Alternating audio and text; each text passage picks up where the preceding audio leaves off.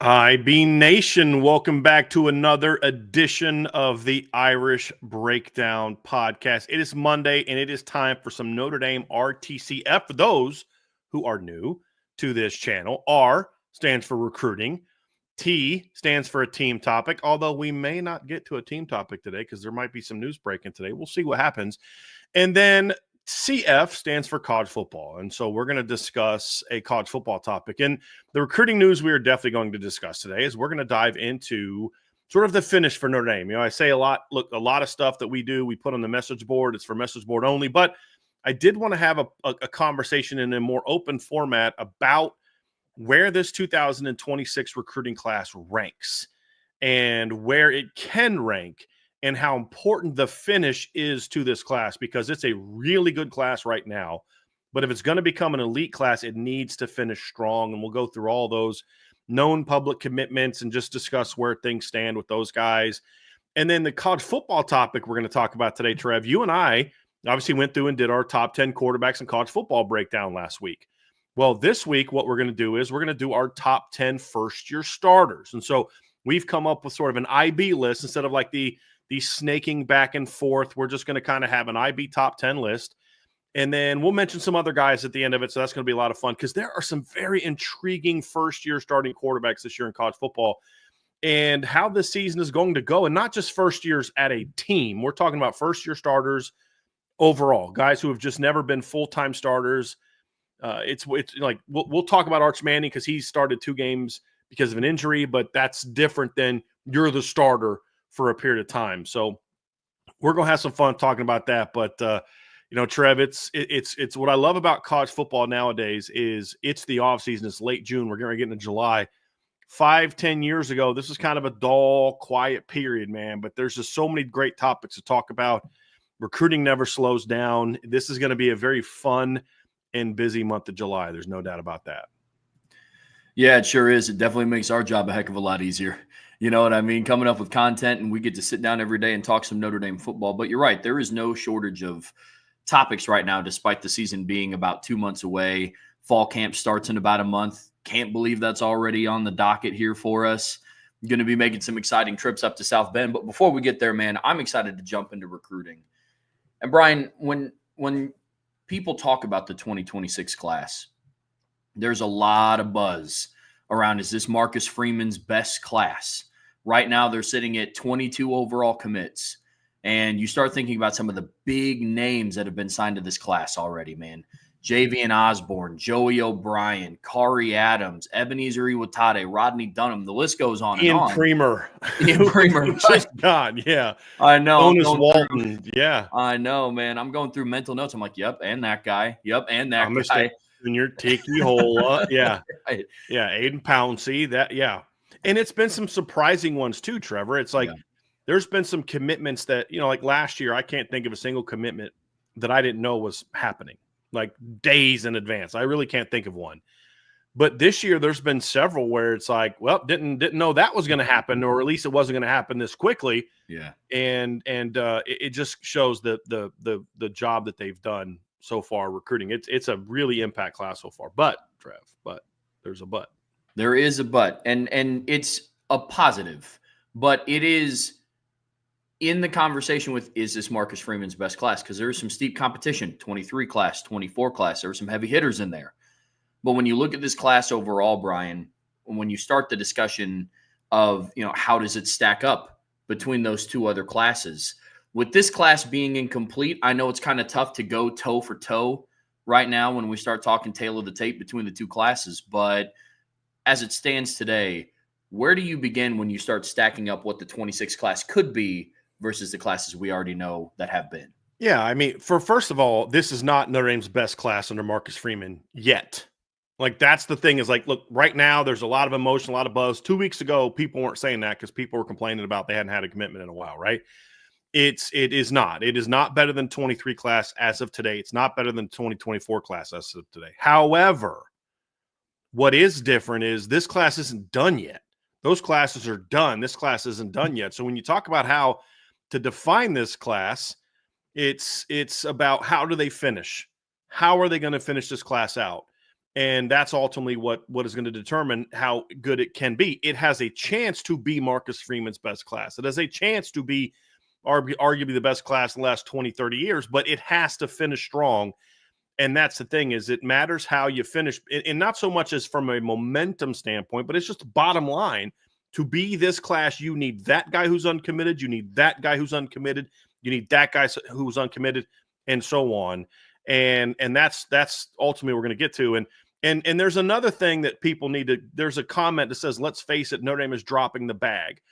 I understand that people think that, but you know, it's like somebody asked, is there any truth to the BYU quarterback transfer from Notre Dame?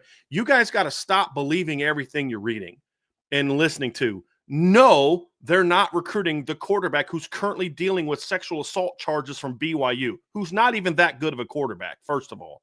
Second of all, this notion that every kid Notre Dame gets is because of money, and I'm not saying that's what Michael is saying. I'm simply saying that's sort of what's out there is just false. For example, Penn State offered Grayson McHugh more money than Notre Dame did.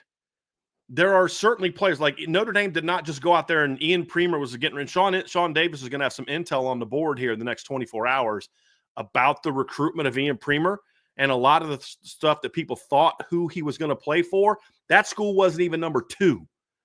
We got that intel today. So Sean got that intel today, which is huge. And there's this notion that, oh, they just threw a big money bag at him and that's why he came. That's not accurate. What's happening is what I said was going to happen the minute NIL became a thing. I said in public at the time, what's going to help Notre Dame is they don't have to give the biggest amount of money to get kids. The notion that that's why they're getting kids is just false. I know for a fact that Notre Dame didn't even have a top 2 offer for Jeremiah Love. That's not even debatable, not even top 2, and they weren't even close to the number 1 team. But what I said at the time is they won't need to buy players. What's going to happen is there's a lot of kids that wanted to come to Notre Dame. Also something I know for a fact. But when a school drops $50,000 to $100,000 to a kid, that's life-changing money when the other school's offering you nothing. But if one school's offering you $500,000 and another school's offering you $300,000, but the one offering you $300,000 is the place you want to go to, that $300,000 is going to mean a lot more than nothing did before. And I can still take care of my family and still go out and go where I want to go to school. That's what we said at the time was going to help Notre Dame, and that is helping Notre Dame. But this notion, and again, I'm not saying this is what Michael was saying. I'm responding to that. His comment made just kind of frustrates me because it takes away from the tremendous job this coaching staff is doing. And when we talk about, you know, when we had a conversation with Corey Adams, he said the minute he knew was not the minute Notre Dame offered him the biggest offer, because they didn't. They didn't offer Joey O'Brien the biggest bag, not even top 2 in that conversation, not even top 2 for Corey Adams. It was the relationships, the pitch, what they're selling at Notre Dame, and all the different aspects that go into recruiting on top of competitive NIL offers. That's what Notre Dame is doing, but they're going to have to continue that down the stretch in order for Notre Dame to have the kind of class we think they're going to have. And it really comes down to that. And so when you look at this, Trev, right now, the 22 players they have now are not as good, in my opinion, as the 23 or 24 classes. And if they can do that, then this will be Marcus Freeman's best class. If they don't do that, then it's going to still be a very good class that's right on par with the other 2 classes, but a continuation of what Notre Dame is doing, but not that, okay, now you've really moved the needle. Now you've really closed the gap. And for that to happen, Trev, as we kind of alluded to, that's going to come down to, okay, can they finish? Can they finish? And I would argue that there's 5 players left on the board right now that I think you need 4 of them for sure. And we'll talk about who those guys are. And what we're going to do as we go through this period of time is we're going to just go by commitment date and then just talk about each player and talk about who the contenders are and then what that player would mean to the class. I put an intel piece on the board this weekend that kind of tells you where I think these players are going to go. So if you want that part of it, you've got to go over on the message board. But we're going to talk about kind of where things stand for these players. And so I think that's the thing, Trev, is we can recognize this is a great class so far, but I promise you that the Notre Dame coaches are going to tell you the same thing that I'm telling you now. It's not done yet. And if we really want to close the gap and really move the needle, we got to finish strong. And I know that's what they're saying. And that's going to be the key, is how can you finish? And it's wild because it's really the next 4 weeks is going to determine that. And as Sean and I were talking about on the phone earlier today, when he was sharing with me some of the intel he was getting about Ian Premer, we talked about, like, if this class finishes the way that we think it is, we're going to have a lot of conversations in 5 years when we look back and see the kind of success that Notre Dame had on the football field.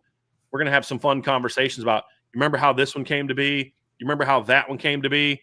And have some funny stories like we did with Jeremiah Love, talking about how, we're sitting there having a conversation with his family about setting up a commitment video that he was going to do a live commitment for us on campus, which we ended up doing, while other people reporting that Notre Dame's really worried about Texas A&M and all this other kind of stuff. And so, and I remember being on the phone with Xavier Watts' dad, talking about how he had just committed to the Notre Dame staff on a day when a national reporter was crystal balling him to Nebraska.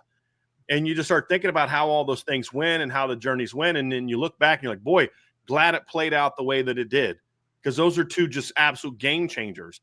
Well, what's been very unique about this class in 2026 is there have been a lot of those recruitments where, boy, if I'm glad the staff did this, I'm glad the staff did that. And that's, one of the intel pieces that Sean will have on the board is sort of a conversation that was had with Ian Premer and with the Notre Dame coaches. And we're going to include that in our conversation. That's going to kind of take a peek at, why Notre Dame was able to get him and some of the pitch down the stretch. And everybody's going to keep saying, oh, you bought him.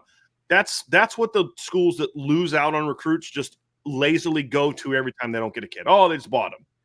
Sometimes that's true. It's not really true for Notre Dame, because the kids that are – this is also a fact. There have been kids that have said, I want this amount of dollars.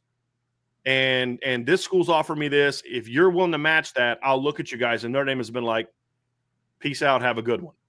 Because if that's the only reason you're going to come here, we don't want you, because you're not bought in to what this is all about. And I think that's what makes this class special, guys, is it's Javion Osborne didn't go to Notre Dame because they just happened to give him the biggest amount of dollars. He's going to Notre Dame because they're made a very competitive NIL package, but it's about the bigger picture. And you don't recruit for Notre Dame the way he's recruited for Notre Dame if you only pick them because they gave you the highest dollar amount. That's just the reality of it. And I think that's what makes this class unique beyond just the players and the talent they've added. It's got a very unique bond. And as we've looked back over the years and talked about some of the best teams that Notre Dame had, they always had classes that were like that just had that really unique bond, that connection to where they all had a goal and they were going to go achieve that goal. And I think this class has that. So we'll get started off on going player by player, but it was important to talk about, yes, the class is great, but the finish is ultimately going to determine how this goes, how good this class is. If they go 2 of 5, then I put this class right on par with the other couple classes he's gotten, 23 and 24. If he goes 3 out of 4, 3 out of 5, I'd argue it's the same. If they go 4 out of 5, 5 out of 5, then it becomes, or 4 out of 5, I think this becomes his best class. If they go 5 out of 5, actually, I don't. If they go 4 out of 5 and it's the right 4, then it clearly becomes his best class and might be the best class Notre Dame has had since 2008, if not beyond. I think it has a shot to even be better than the 2013 class if they go 4 out of 4 on the certain players, and we'll say who those guys are. And it's the 4 players that are currently have scheduled commitment dates. Actually, it's 5 out of 5. Excuse me. There's 6 players on the board. I think they have to go 4 out of the 6. It's Freeman's best class. If they go 5 out of the 6 and they get all 5 of the kids that have currently scheduled commitment dates, then I think this is not only clearly the best class under Freeman, partly because it's bigger than the other 2, but it's also, I think, their best class since 08.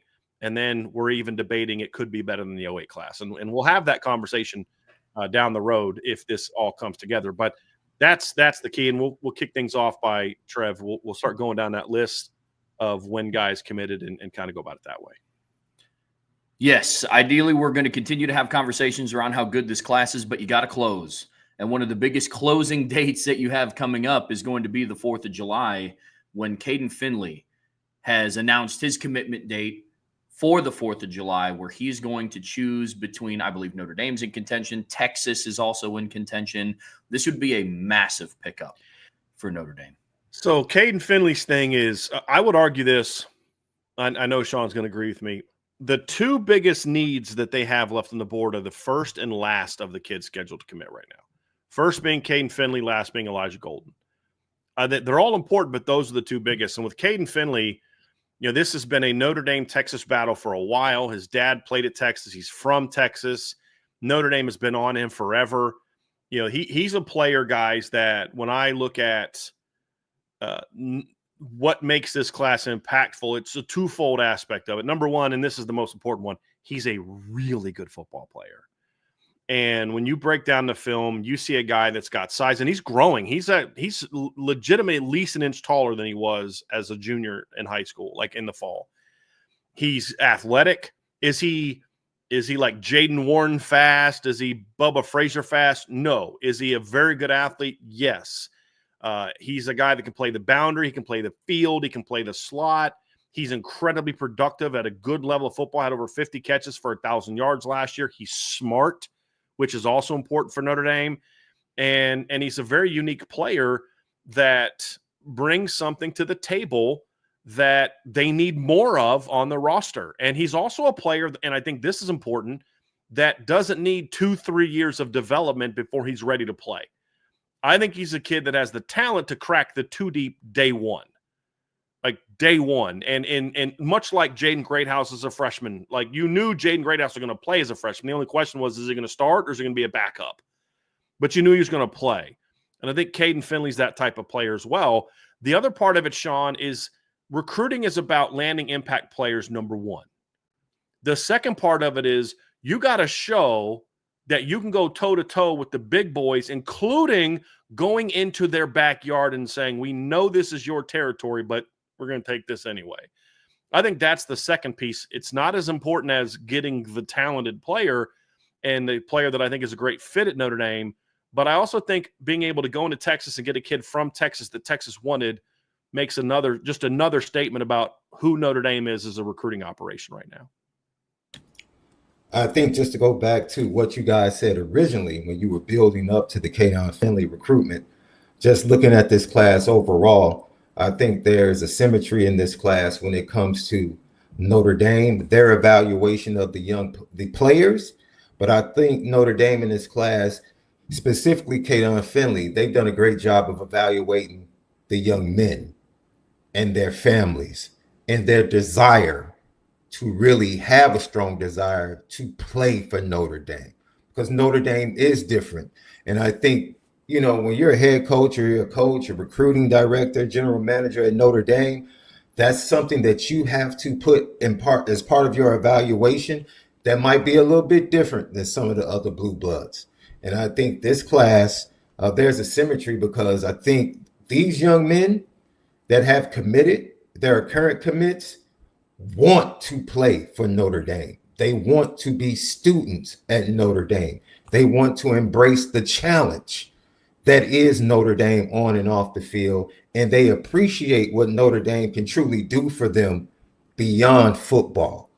They all believe in that. And so Kaden Finley, when you talk about Ryan, we did a show, maybe some of the people that are watching now remember we did a show about 2 years ago when we are reassessing the map and what states will be prioritized for recruiting under Marcus Freeman and his staff, recruiting-wise. And California was kind of falling behind for us, and Texas jumped up for us immediately to be number one.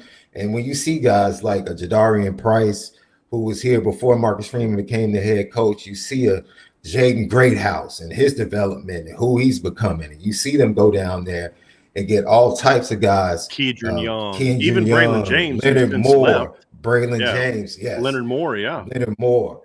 And now you're starting to see Javion Osborne in his class. I mean, absolutely. Exactly. So that state has been set as a priority.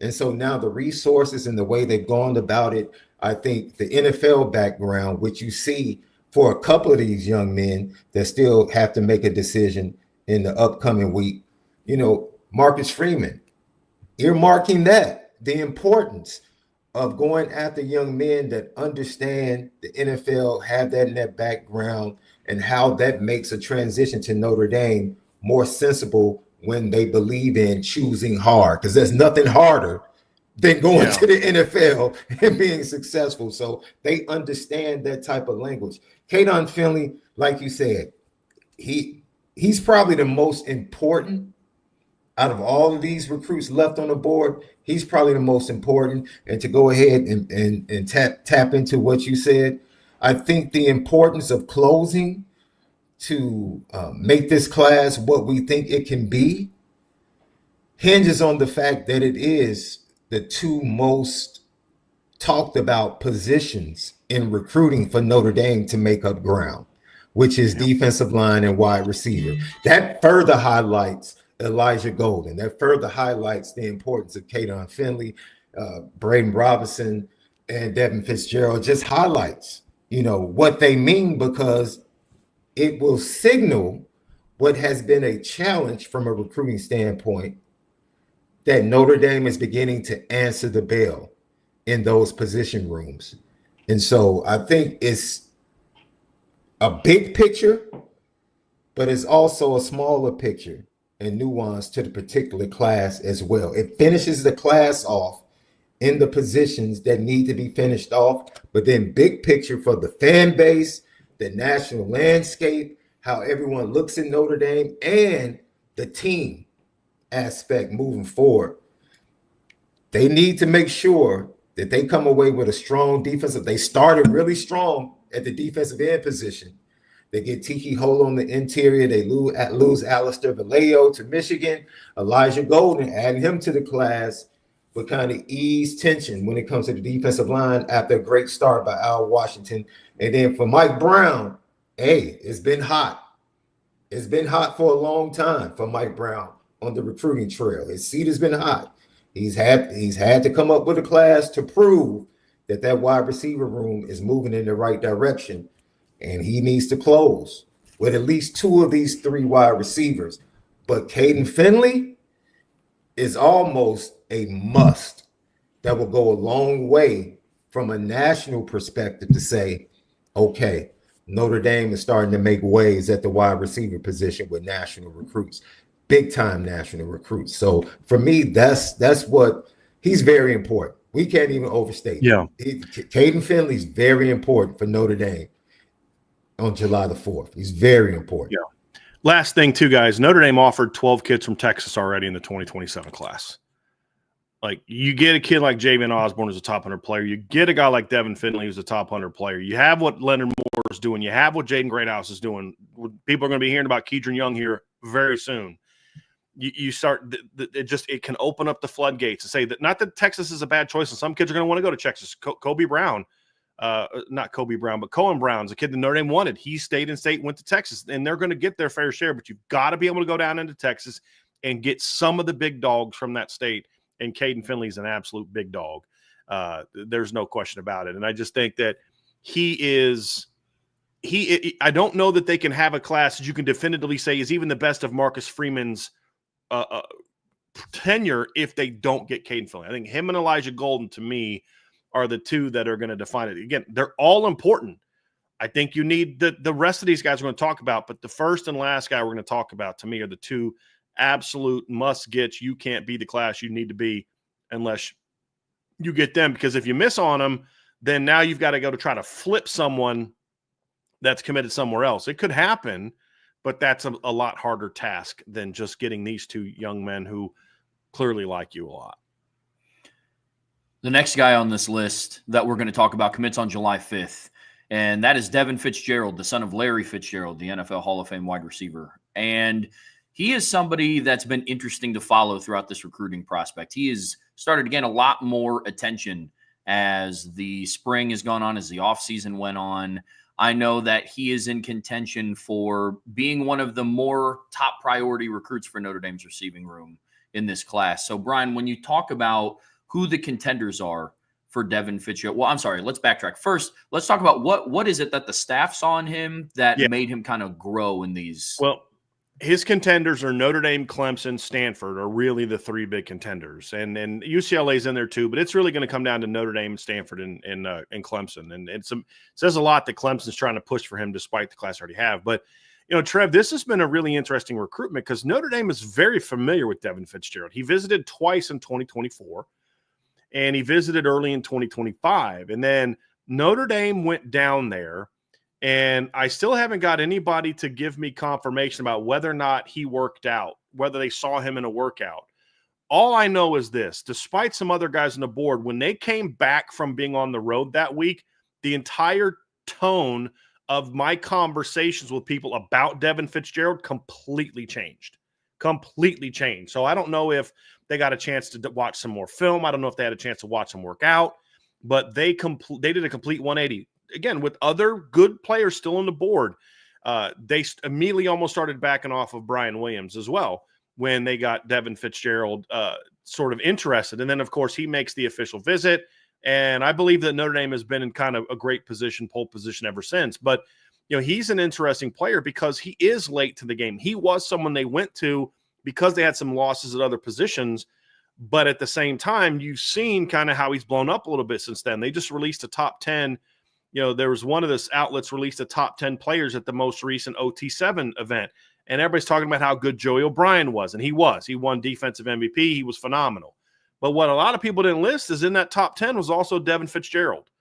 And if you see some of the highlights that he's had, I mean, it's like, okay, he's starting to grow into a similar frame that we thought he could grow into based on his DNA, making the one-handed catches, making the tough catches, showing a little bit more juice off the ball. And you're like, okay, is this what Notre Dame saw? Because like his junior film's good. It is definitely good film. I grade him as a top 250 caliber player, but they already saw junior film. It was something else that just in April that caused them to just 180 their recruitment, Devin Fitzgerald. And I'm looking forward to getting the backstory on that someday. But it was a complete 180. And so now you get down to his decision on July 5th, the day after Kaden Finley. And we said Kaden Finley's the must get. But it's not just about Kaden. You've got to close it with the right combination. And they wanted 4 receivers in this class. They got 2 already. Kaden would be number 3 if they can get Kaden on the 4th. And then if you can get Devin Fitzgerald on the 5th, now you're getting to the point where you've met your numbers need. And the other thing, too, is I think Kaden Finley can play the boundary. I absolutely do. But I don't know if boundary is his best position.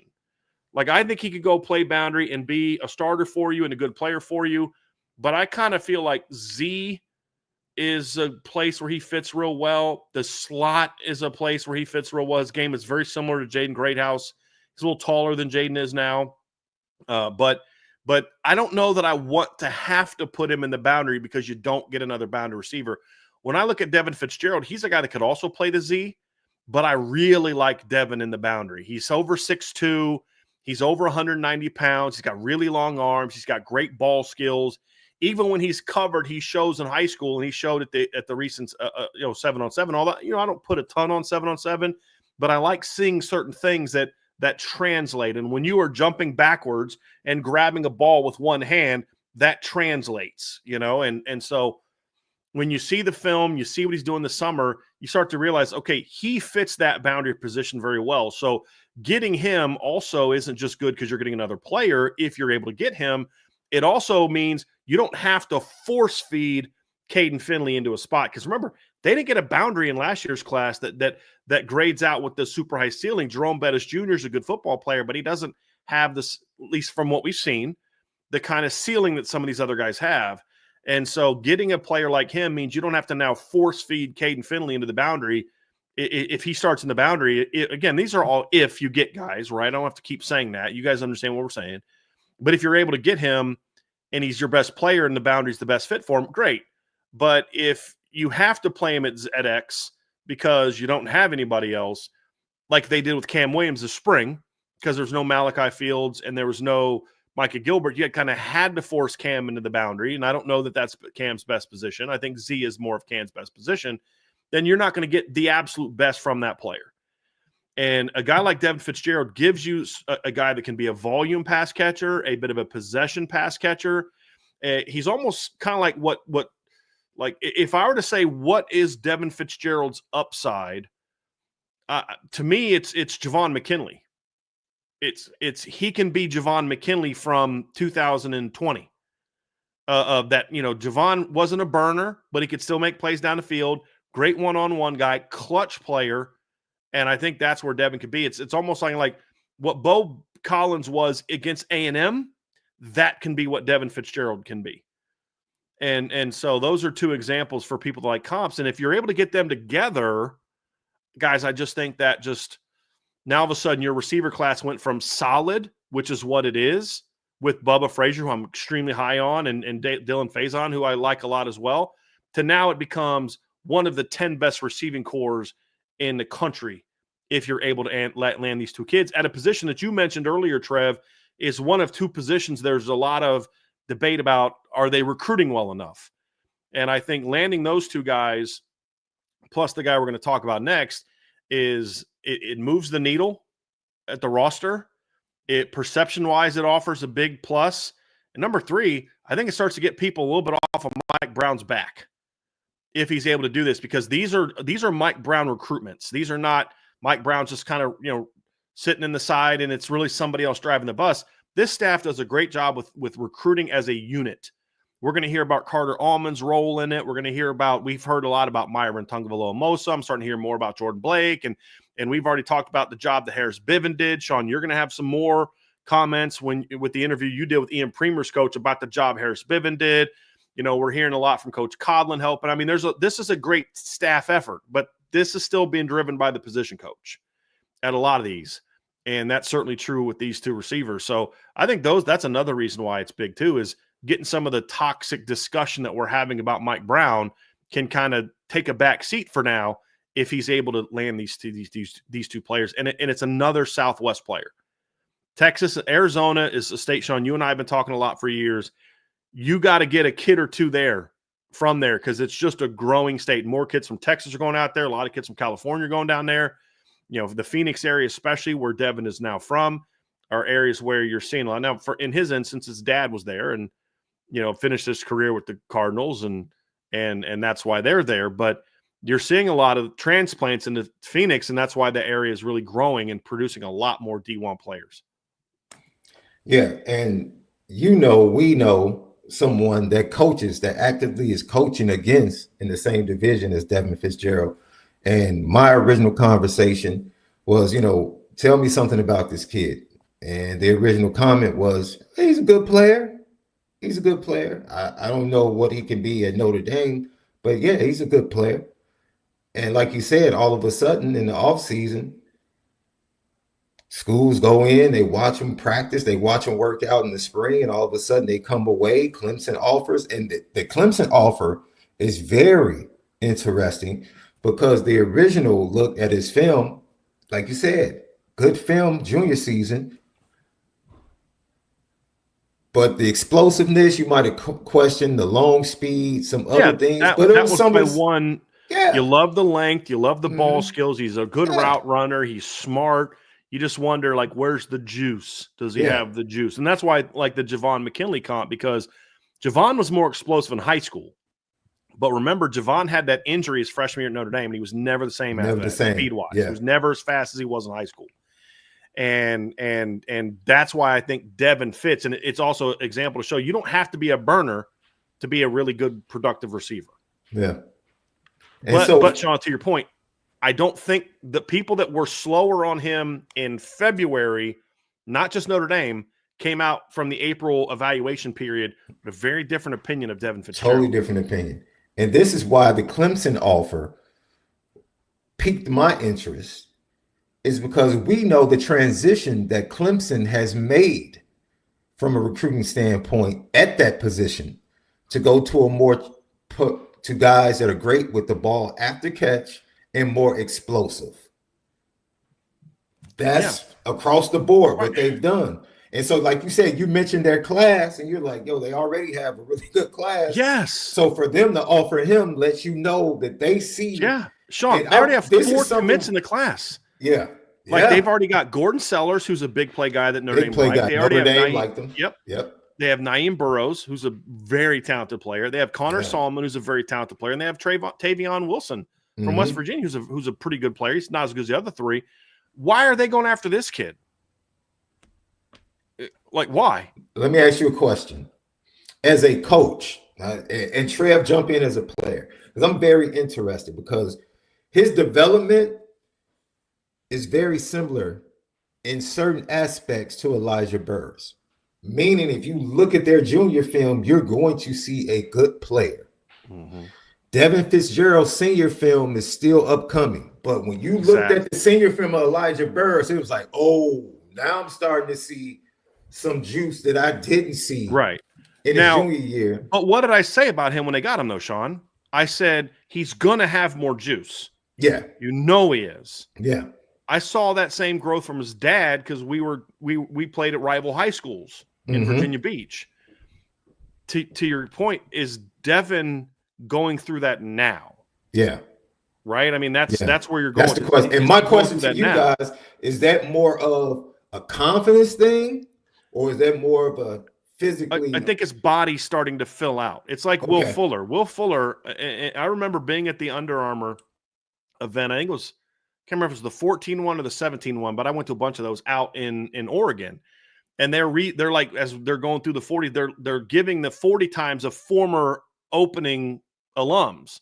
Well, at the time, Will Fuller was a big name, and they read his, and it was like it's like 4.53, something like that, is what Will Fuller run. And he said throughout his Notre Dame career, I wasn't this fast in high school, but he just had that gear. And I remember talking to, I think it might have been Mike Denbrock back in the day.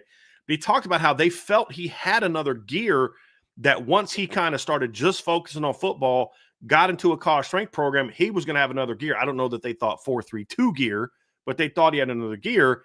And that's what I think you're starting. And that's what I saw in Elijah. I don't know about Devin. I didn't have as much. I didn't know him as well. His dad's a different kind of player, but clearly there's a lot of coaching staffs that see that, because Clemson offered him after all those other guys had already committed.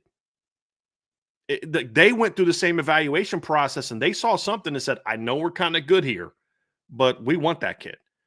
And Irvin Olsen in the chat said, when Clemson offers a wide receiver, take a chance on those bloodlines any day. Agree, but that's for a fifth receiver, though.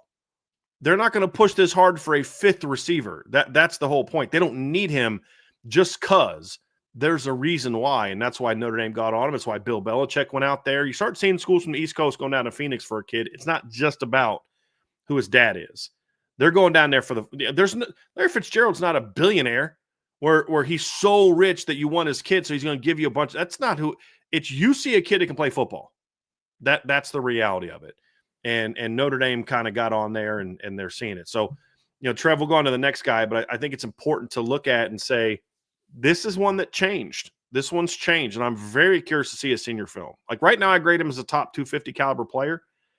Very curious to see his senior film and see what kind of juice he has coming out of it. Oh, yeah. Waiting for the genetics to kick in is kind of a common theme that we've seen with a lot of different players that have already came through Notre Dame. I mean, I remember thinking back to Joe Alt's film, it was that way. Kennedy Urlacher's film was that way. Expecting to see things from Kaden Finley in a similar fashion. And then same thing with Devin Fitzgerald. So it falls in line. However, one person that we don't have questions about his juice. Speaking of juice. is Braden Robinson. And he's another Southwest kid. He's down in Texas. And his commitment is going to be on July 6th. So we got Kaden Finley on the 4th. We have Devin Fitzgerald on the 5th. And then Braden Robinson on the 6th. All choosing between high caliber schools that are known for producing good wide receivers. Braden Robinson, he's been on Notre Dame's radar for a while. I think when I first got into this job and first started doing like recruiting shows with Brian, he was one of the first kids that I watched. And the one thing that stuck out on his film is that kid can absolutely move. So juice is not a question with him, but what are some of the questions, Brian? Who are some of the contenders? What does it mean for the class? Yeah, I mean, it's Notre Dame, Miami, and Arizona, but it's really a Notre Dame, Miami battle. This has been a very interesting recruitment because for a while there, I wasn't sure where Notre Dame stood with Braden and where Braden felt about Notre Dame. And early on, it was Notre Dame and Ohio State. Then it was Notre Dame and Miami. And And then for a while there, it seemed like Miami was maybe making a run, and I wasn't sure, where Notre Dame looked at it, especially once it got Bubba Frazier. But that all those questions got answered during his official visit, and basically became very clear in his messaging to them and their messaging to him that this is a match they wanted to make happen. And it really comes down to it is the reason Notre Dame wants Braden Robinson in this class is they want to add speed in this class. And they've already done so with Bubba Frazier. They think that they're getting some speed with Dylan Faison. They think Kaden Finley gives you some juice. And this is a kid that is got just game-changing electric speed. Guys, he ran a 10.44. Excuse me, let me make sure I'm giving you accurate numbers. Yes, 10.44 as a freshman in high school. Now, what's the holdup? He's about 5'6", maybe 5'7". That's the holdup. But the way that the staff looked at it is this kid has got too much playmaking ability for us to be able to look back and say, no, we have enough people. Or maybe we've already got a guy like him in Bubba Frazier. Say, okay, well, how about you get Bubba Frazier and Braden Robinson? And that's what they're trying to do, and that's what they're hoping to do on the 6th. We hinted last week that there was a player that can maybe move his date up. This was him. And so I had got word coming out of the visit that he was going to move his date up. But as you guys know, that's not our story to tell. That's his story to tell. He officially did it. I think it was the day after we talked about it in our show. But it just came down to it, guys, is I don't care how tall he is. You can't teach 10-4, 40-meter dash, 100-meter dash, and that's really what it came down to for the Notre Dame staff was how do we not go after a kid that has this kind of juice? And he's not just a track guy, fellas. I mean, the thing about him and just I have this site that does like this conversion where it takes 100-meter dash times and it converts it to what a player that has that kind of 100-meter dash would normally run in the 40-yard dash, and it's a 4.35. A 10.4 is basically a 4.35. But you look at him, he's a guy that had over 70 catches last year. He had over 1,400 yards last year. He can stretch the field. He knows how to run routes. He catches the ball well, and he's a dynamic returner. So at the very least, if you get Braden Robinson, at the very least, the minimum, you're getting a guy that has a chance to be a dynamic return man for you. He has a chance to be C.J. Sanders. Like, that's the minimum what you're getting on him. The difference, though, is he was a far more productive wide receiver than what C.J. was coming out of high school. And that's what I think took Notre Dame over the top, is you're not just getting a gimmicky, return man. You're getting a guy that knows how to play the game of football. He's not just out there fast running go routes all day or they're just throwing him screens. You'll see him run post routes. He runs digs. He'll run comebacks. He knows how to play the game, guys. He's just small. If he was 5'11", he's a top 50 national player, in my opinion. When you look at his speed, how he plays the game, how he catches the ball, his production, it's just the size is what holds a lot of people back. At the end of the day, Notre Dame said, we'll look past that because he's got everything else that we want. He's competitive. He's smart. He is tough. He's dynamic athletically. He's dynamic with the ball. He knows how to play the game, and he fits into what Notre Dame likes as a young man. And I think that's ultimately why Notre Dame was like, yeah, let's go get this kid no matter what. And that's why they're willing to go to 5 receivers if they can land all 3 of these players. They will take them all. There was some question for a while there, would they go to 5? It came down to where the staff was just like, we have to. How do you turn down any of these 3 players? And that's ultimately where it came down to it. Now it's about closing, but that's where Notre Dame is, and that's what they're looking for. And that's why they really like this commitment. And I think he's ready to have this decision over with, which is why he moved it up 2 weeks. Kind of like with Joey O'Brien. I mean, Sean, you talked about it. You talked to people around him. It was just he was ready to have it over with. He wanted to move it up, and his coach had a reason for it. It was in the article you wrote yesterday. It was a great piece, by the way. If you have not read Sean's interview with Brett Gordon, the head coach for Grayson McHugh, and Joey O'Brien, both of those stories are still on the front page at irishbreakdown.com. Great insight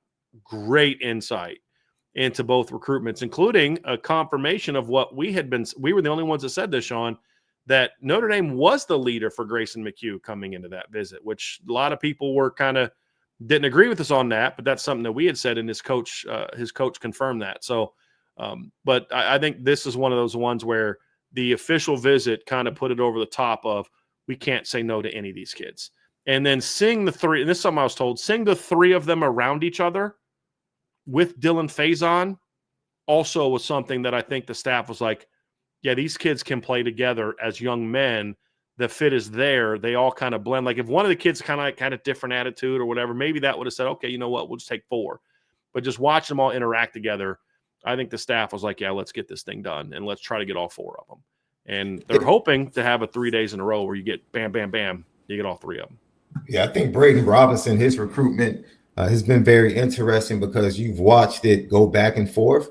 And like you said, the ebb and flow. And that's not just him singularly coming out of his 26 class, because there are several guys that you watch their recruitment kind of go like that. Joey O'Brien was like that, where you got feelings for, Oregon one time, Clemson another time, Penn State.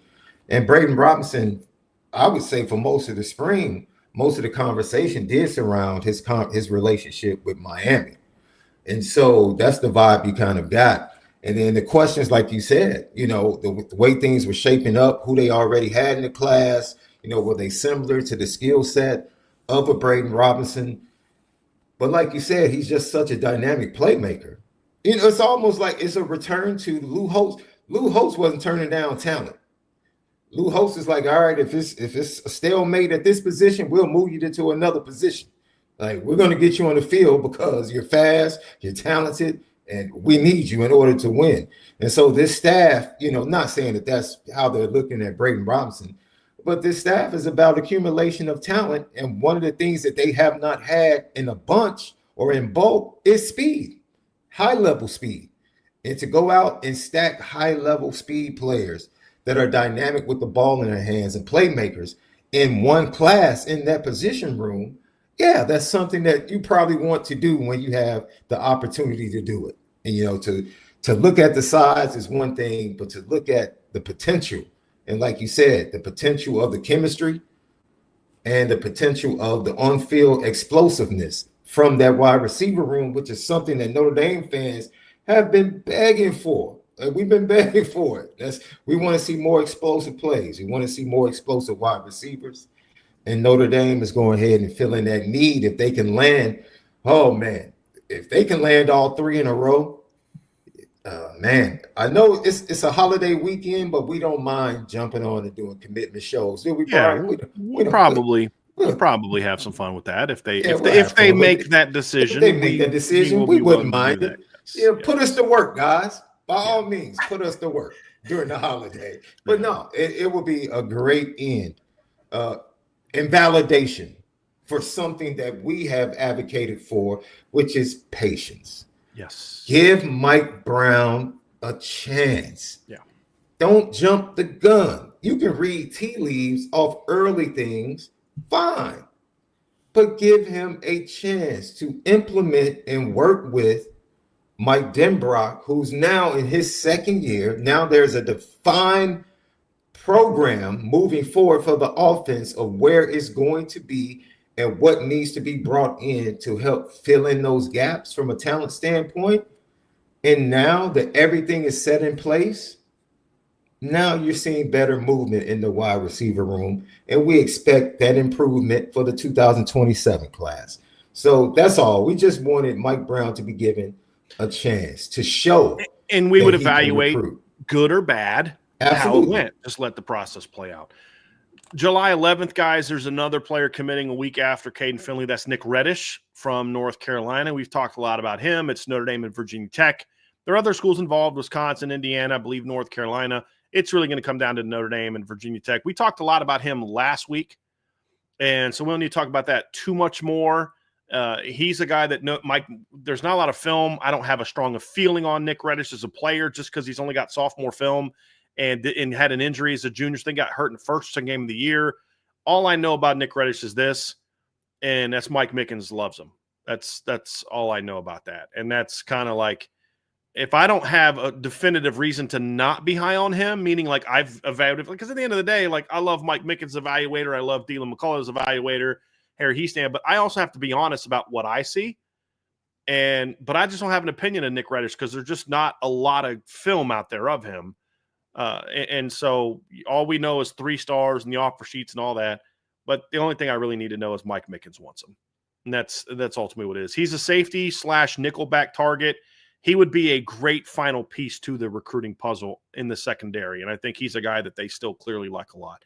Last guy we want to get to as we kind of wrap this up, Trev, let's talk about Elijah Golden, who is that fifth guy of the 5 that have scheduled dates. And I said the first and the last, they're all important, but the first and last rank 1A, 1B, or I should say 1O, 1D for the importance of this finish.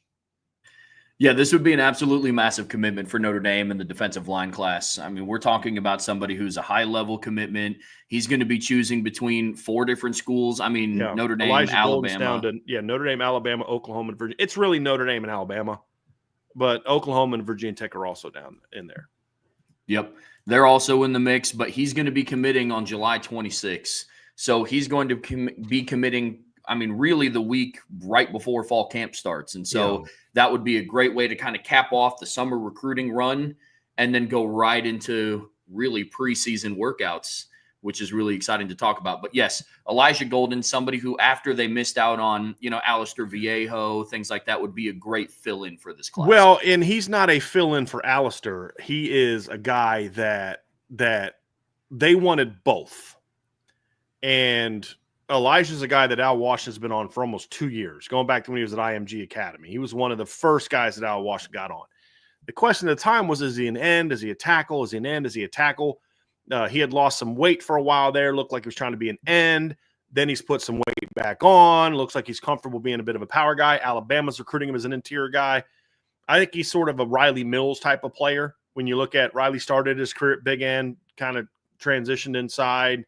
Would have transitioned inside sooner if not for the need at the position in 2022 because you didn't really have a lot of other guys. But yeah, Trev, this would be a great way to finish the defensive line class off because at the end of the day, they needed 4. They needed 2 ends and then at least one guy that was a pure inside guy and then another guy that was either an inside guy or – because like Viejo was the one – he was the most important pure tackle on the board. Elijah was the most important kind of hybrid swing guy. Could be an end, could be a tackle. I think ultimately he ends up as a tackle, but you're talking about a kid that we'll do a film breakdown on some point in time down the road. Still has a lot of technical work to do, but very high ceiling guys. I think he had last year 29 tackles for loss and 11 sacks. His head coach in high school is Jared Clark, former Notre Dame tight end, who was part of the same class. He was a quarterback. Was part of the same class that also had Carla Holiday and Matt LaVecchio were all in that same class. Jared Clark eventually moved to tight end. He is the head coach for Elijah Golden. But this is a big one, guys, for 2 reasons, and it's very similar to what we talked about with Kaden Finley. Number one, it's the need of the player. You need this player to cap off your D-line class. You've got 2 stud edge players. You got a stud interior guy that I think projects to be a really impact nose in Tiki Hola.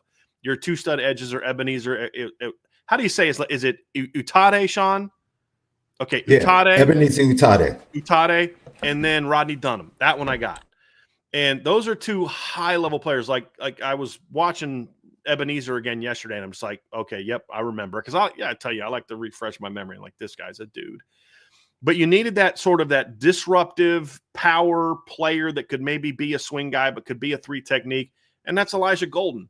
And this is a guy that Al Washington has invested a lot of time into.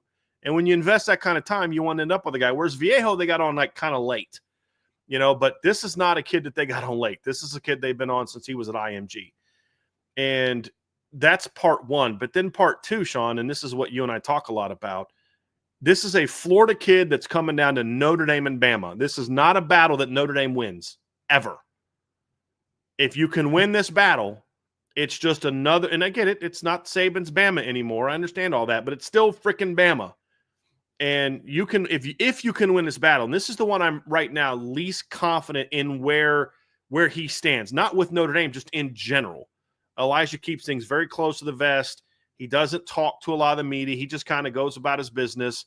But this would be a huge one, number 1 as a player, but number 2, it just would another example of, okay, you want to still hang on and bang on Al Washington because of a recruitment he lost 3 years ago. I get it, but it's time to move on because look at this D-line class he's putting together, and this is that final piece. So he went down to North Carolina, beat Georgia twice, went down to Texas and beat USC and SMU, and now he's going down to Florida to beat Alabama. If he can make that happen, not only is that a huge win from a player standpoint, because he completes what would be an elite D-line class that would be the best D-line class, in my opinion, in 20 years. And I would say it's better than the 2011 class because the end class might be better with Aaron Ishak and Stephon Tuitt and of course, Aaron Lynch, but way better interior class here. It's more balanced where that class didn't really have. I think Tony Springman was the only D tackle, really.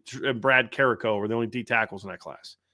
So I think that would be huge as well. But then say, Sean, so like we talked about with Kaden, we're Notre Dame now. We can go anywhere, any place, anytime, and recruit anybody, including going down to Florida and beating Bama for a kid that they want, beating Oklahoma for a kid they want.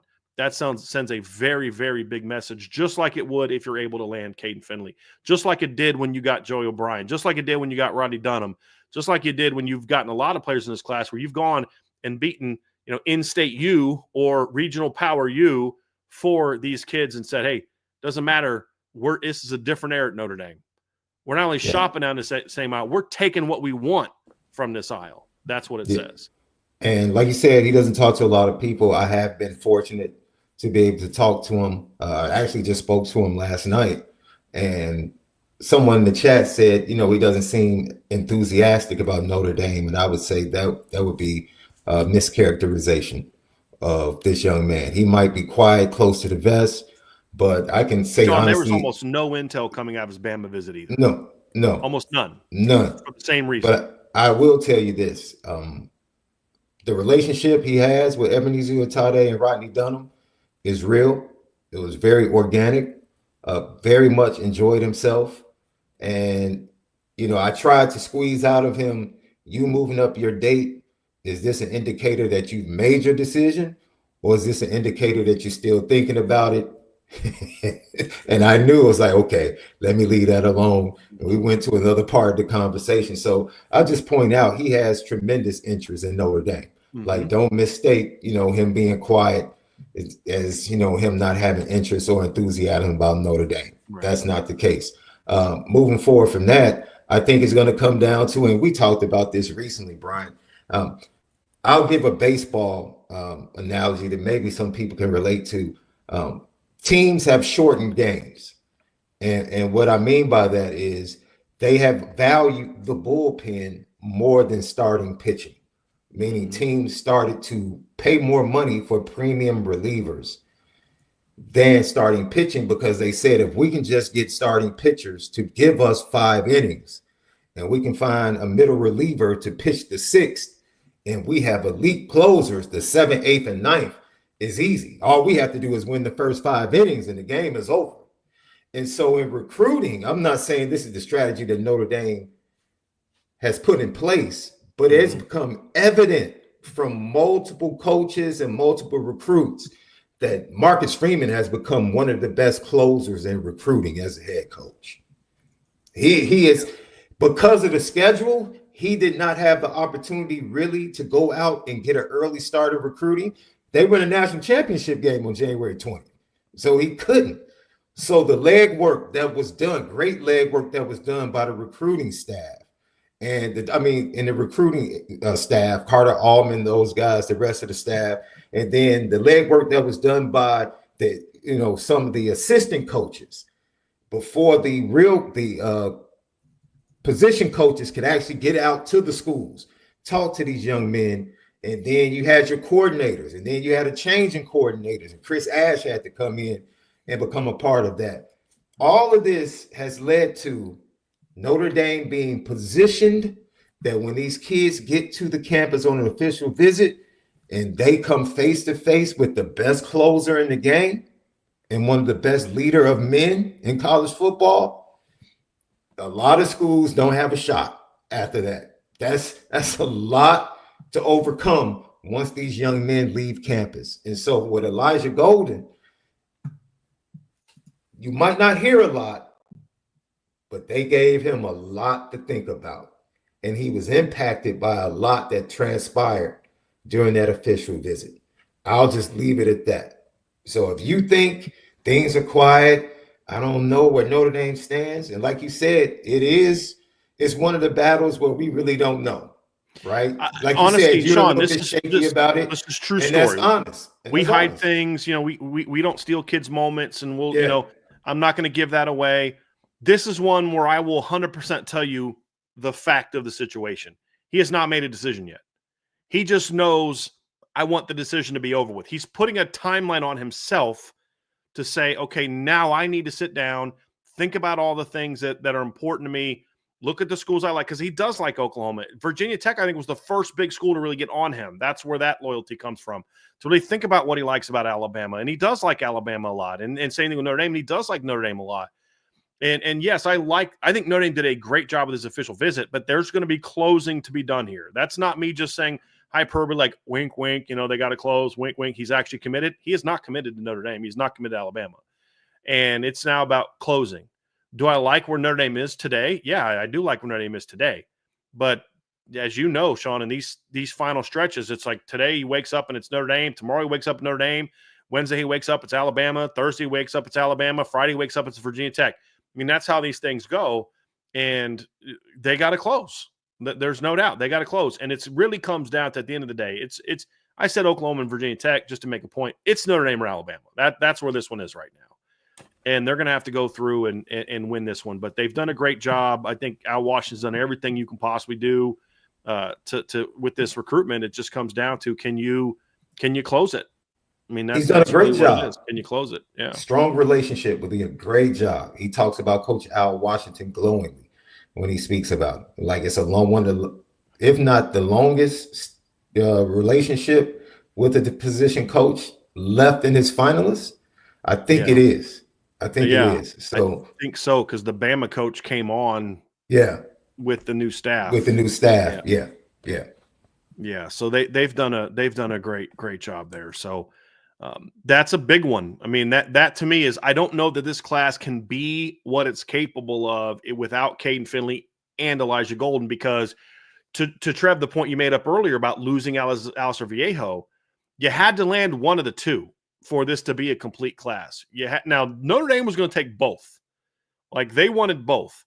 But you had to land at least one, because this D-line class, as good as it is right now, it's almost indicative of, like, don't you guys think, like, Trev, don't you think, like, the D-line class is outstanding? It's elite. You've got big-time players. But if you don't finish, it's not quite as good as it could be, and it's not quite as good as maybe some other elite D-line classes in college football.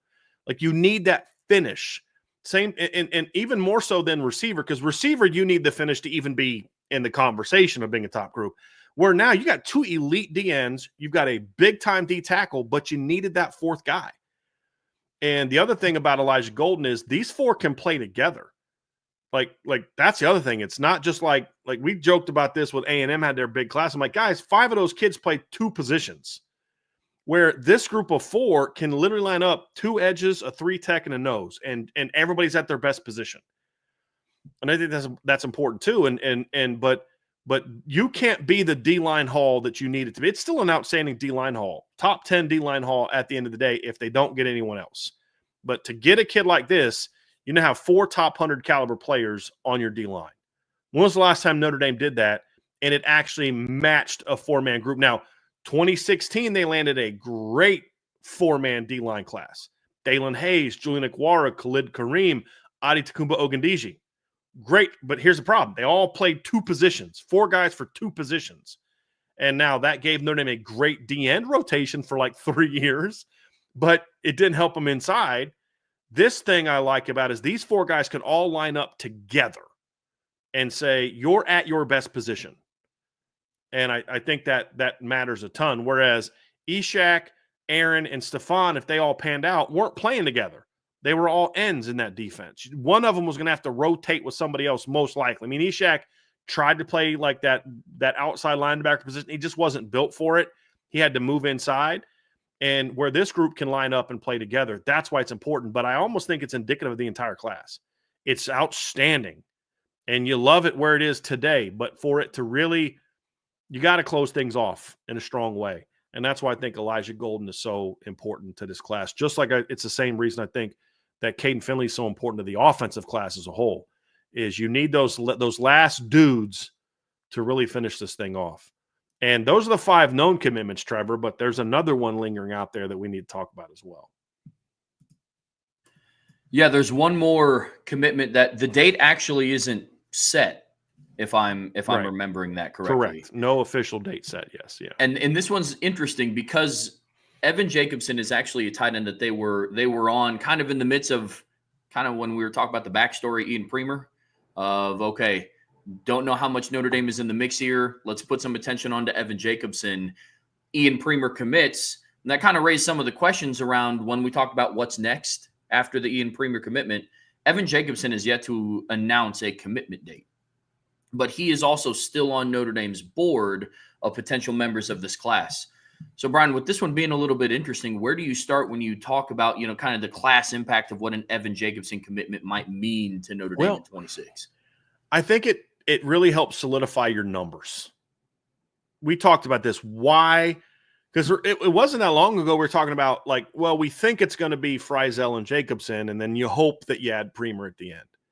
And I was told by sources, Sean, I know you and I talked about this, Ian Premer was going to be a take at Notre Dame no matter what. If Ian Premer committed to another school last week and called Notre Dame the day before signing day, I was like, I want to come. They're like, okay, here's your paperwork. You know what I mean? Like, he was going to be a take no matter when he wanted to come.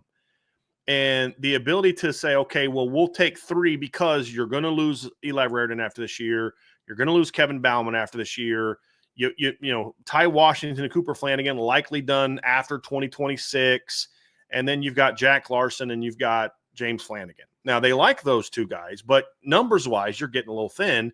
Preston Frizzell is probably a redshirt candidate guy, and Evan Jacobson would probably be a redshirt candidate kind of guy. Ian Premer's the one to come in and play day 1. What's interesting is the thought was always that Jacobson was going to make a decision first, then you wait out to see what's going to happen with Premer. Well, the official visits, and Sean's going to have some intel on this on the message board, the visit to the 3 visits, because Premer went to Iowa State, then Notre Dame midweek, and then Kansas State. So within a week, he had seen his 3 finalists. And then shortly after that, it kind of, like things started to work, and Notre Dame ended up getting that commitment. And Sean will give you the details on the message board at boards.irishbreakdown.com here. Probably later tonight, Sean? Probably when you'll have that intel piece up. Okay, later tonight. Sean calls me. He's like, I got some intel for you. I was like, okay, let's go. All right, I'm ready for it. But the question I have now, guys, is what do you do if you're Notre Dame now that Premer committed first? And I think that's the thing, is because it's Notre Dame, it's Stanford, and it's Iowa State. Those are really the 3 schools that are in the best position. Well, there's a bit of a domino because Iowa State really wanted Ian Premer, but they were also recruiting Evan Jacobson. But now that Notre Dame's got Ian Premer, Evan Jacobson becomes a little less important for Notre Dame and way more important for Iowa State.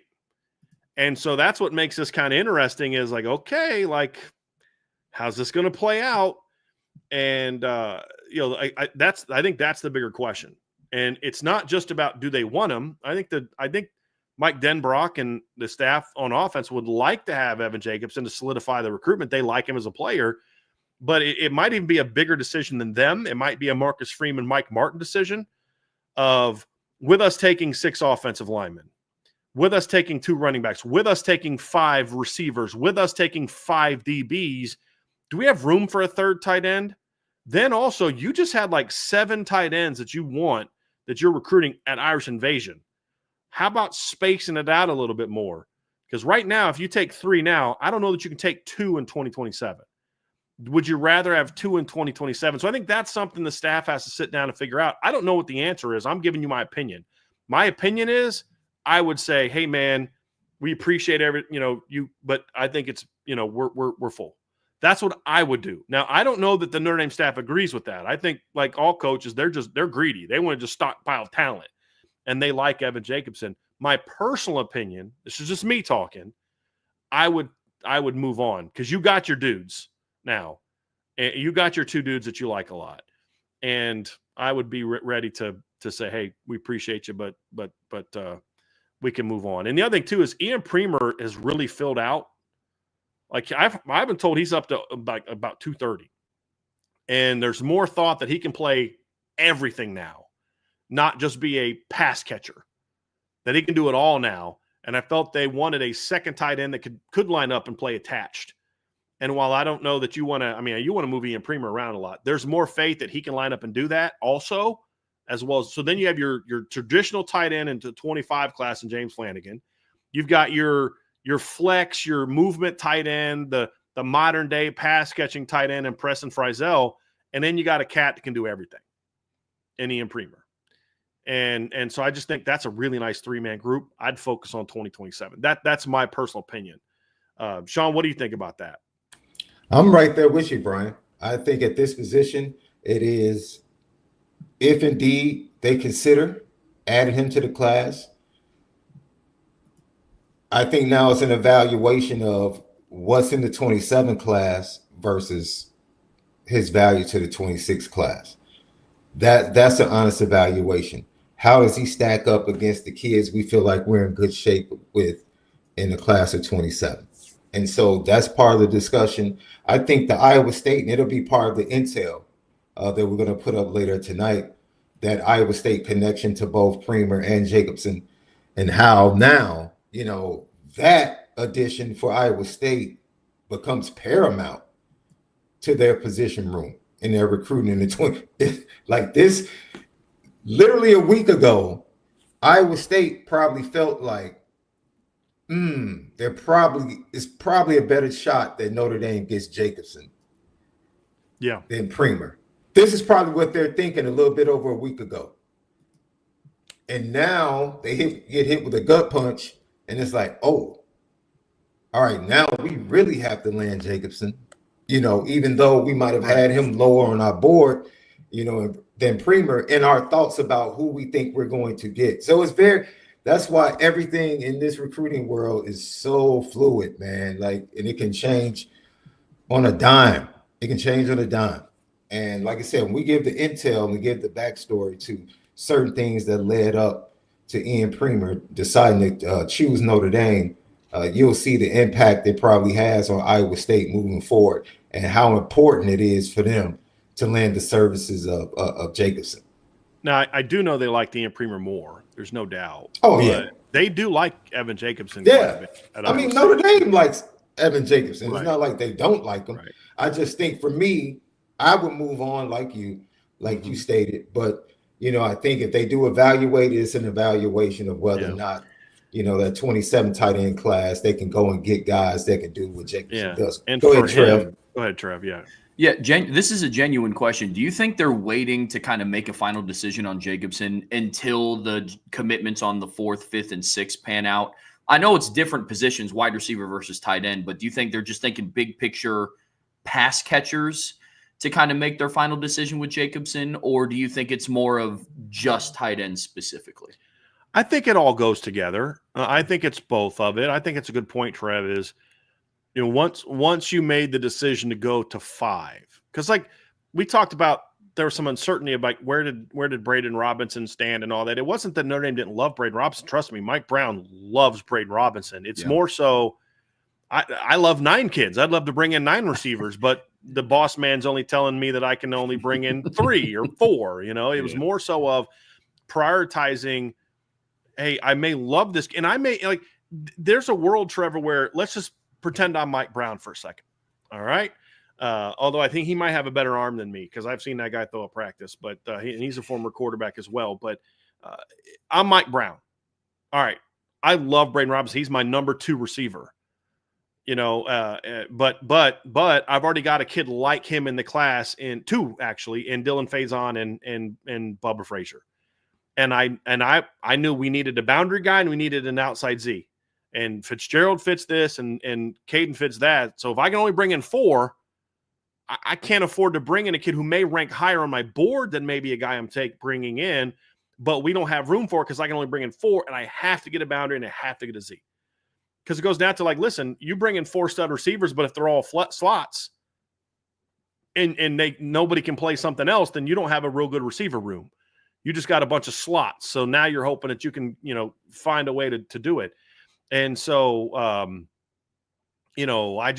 think it comes down to that. But then when you go to 5, it's got to come from somewhere.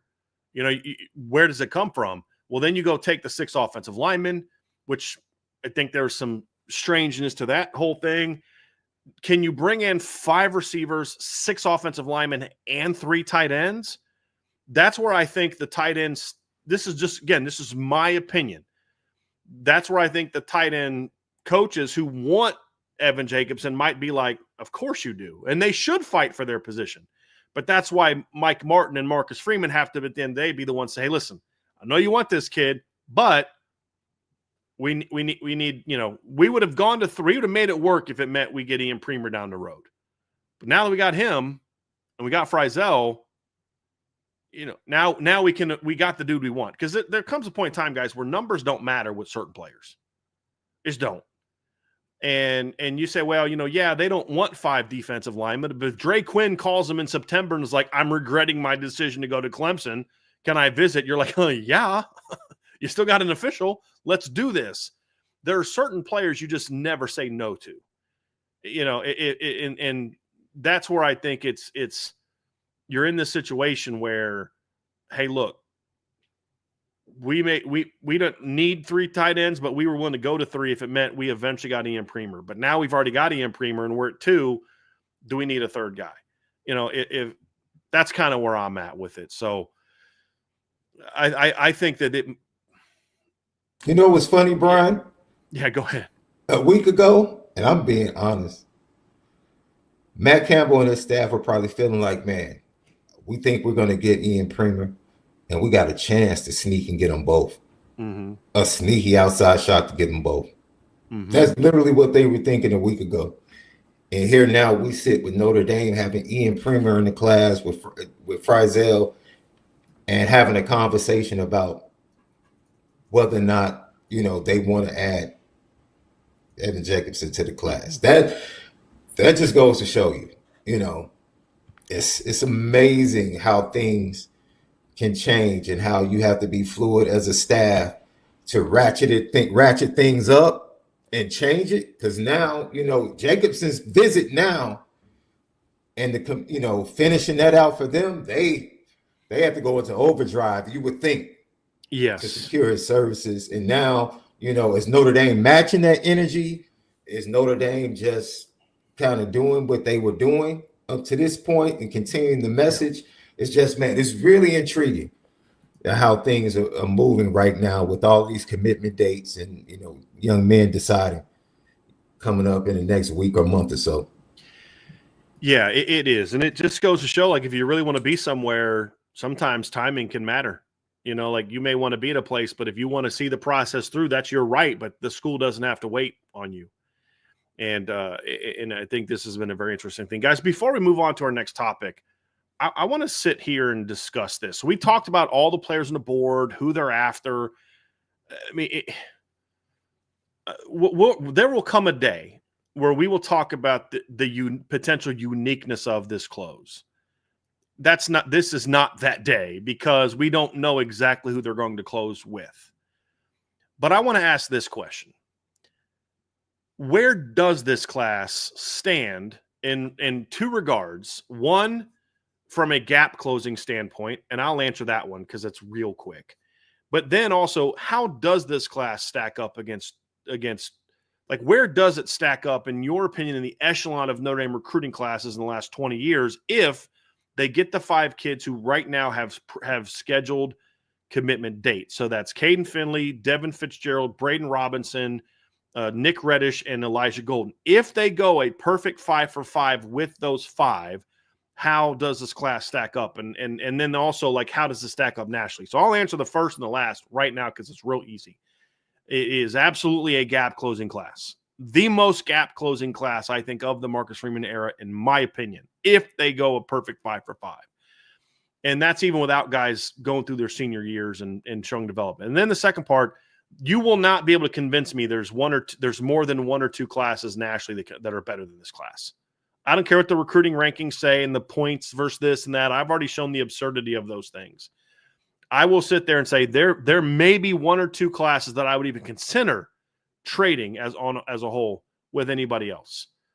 And so that's just, let's get that. That is an elite top 3 class. How does this class stack up? I'm going to ask it two ways. How does it stack up against the best Notre Dame classes of the last 20, 30 years?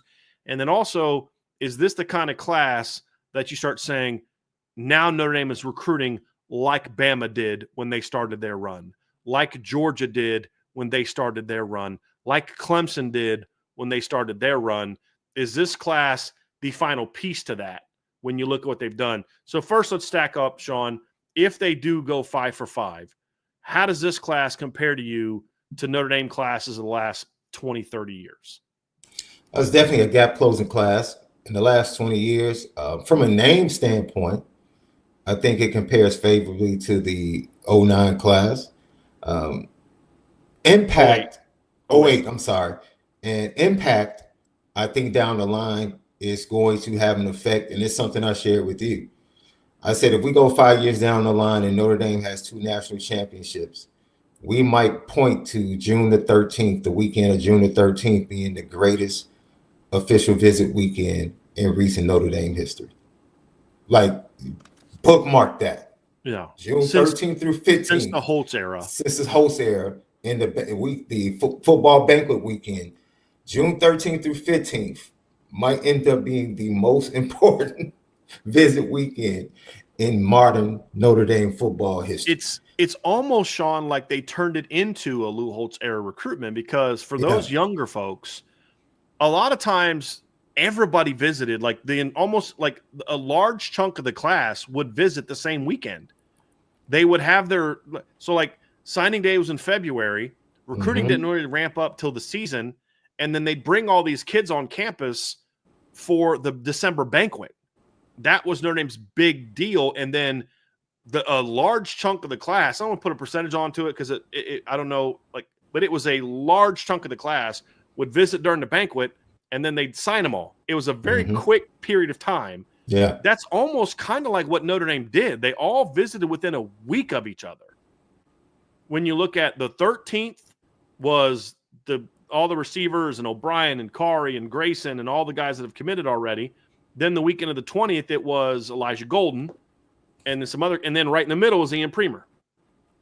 And you look at it and say, like, they kind of, and people were, why didn't they have them in the first month of June? What about May? Why'd they wait so long? And it's like, they had a plan. We'll see if it works or not, but they had a plan, and so far it lands great. But it also shows, Sean, that recruiting isn't just about the grind. There's got to be strategy involved. Yeah. And the decision to bring all those guys in a short 2-week window with all the commits, that was a bit of a gamble, because I don't know how it was going to work out, but oh my goodness, so far so good. It's worked out tremendously well. But it's almost like they turned it into an old school banquet type of day. Yeah. I agree. Where it was the whole thing. Yeah. And I just think, as far as looking at the class, I just think for me, it goes back to a conversation we had previously. You want, as a national championship team, you have to have a difference maker at every level. And I think we've seen this class bring in difference makers on every level, offensively and defensively, if they close and finish. That's the caveat, of course. So, I mean, Sean, think about this.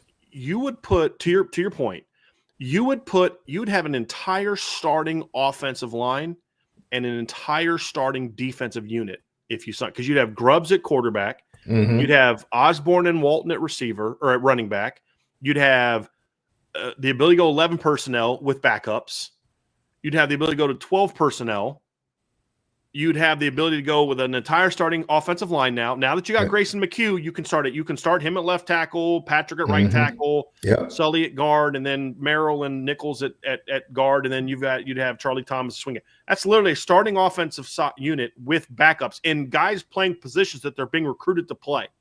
Not, well, we'll just have to move this guy over here, but like that's where they are being recruited to play. You know, Devin Fitzgerald in the boundary, Kaden Finley at Z, and then, you know, Bubba Frazier, Braden Robinson at slot, and Dylan Faison at Z, and all that kind of stuff. And then defensively, you have your two ends and Ebenezer and Rodney Dunham.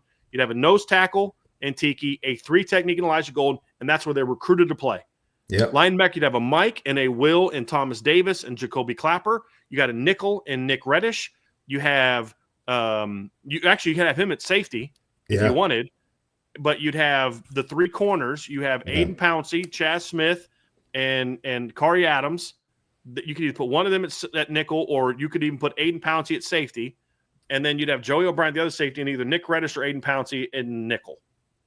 You have a starting 12, starting 11 on both sides of the ball at the position they were recruited to play. I don't know that I've ever seen that at this. And to your point, there's an impact player quarterback potentially. There's an two impact players at running back, impact players at receiver plus speed, elite impact player at tight end, impact player in the offensive line, impact edge players, impact interior players, potential impact linebacker in Thomas Davis, and without a doubt, impact players, safety, and corner. That's what makes it complete. It's one of the most complete classes I've seen since the Holtz era.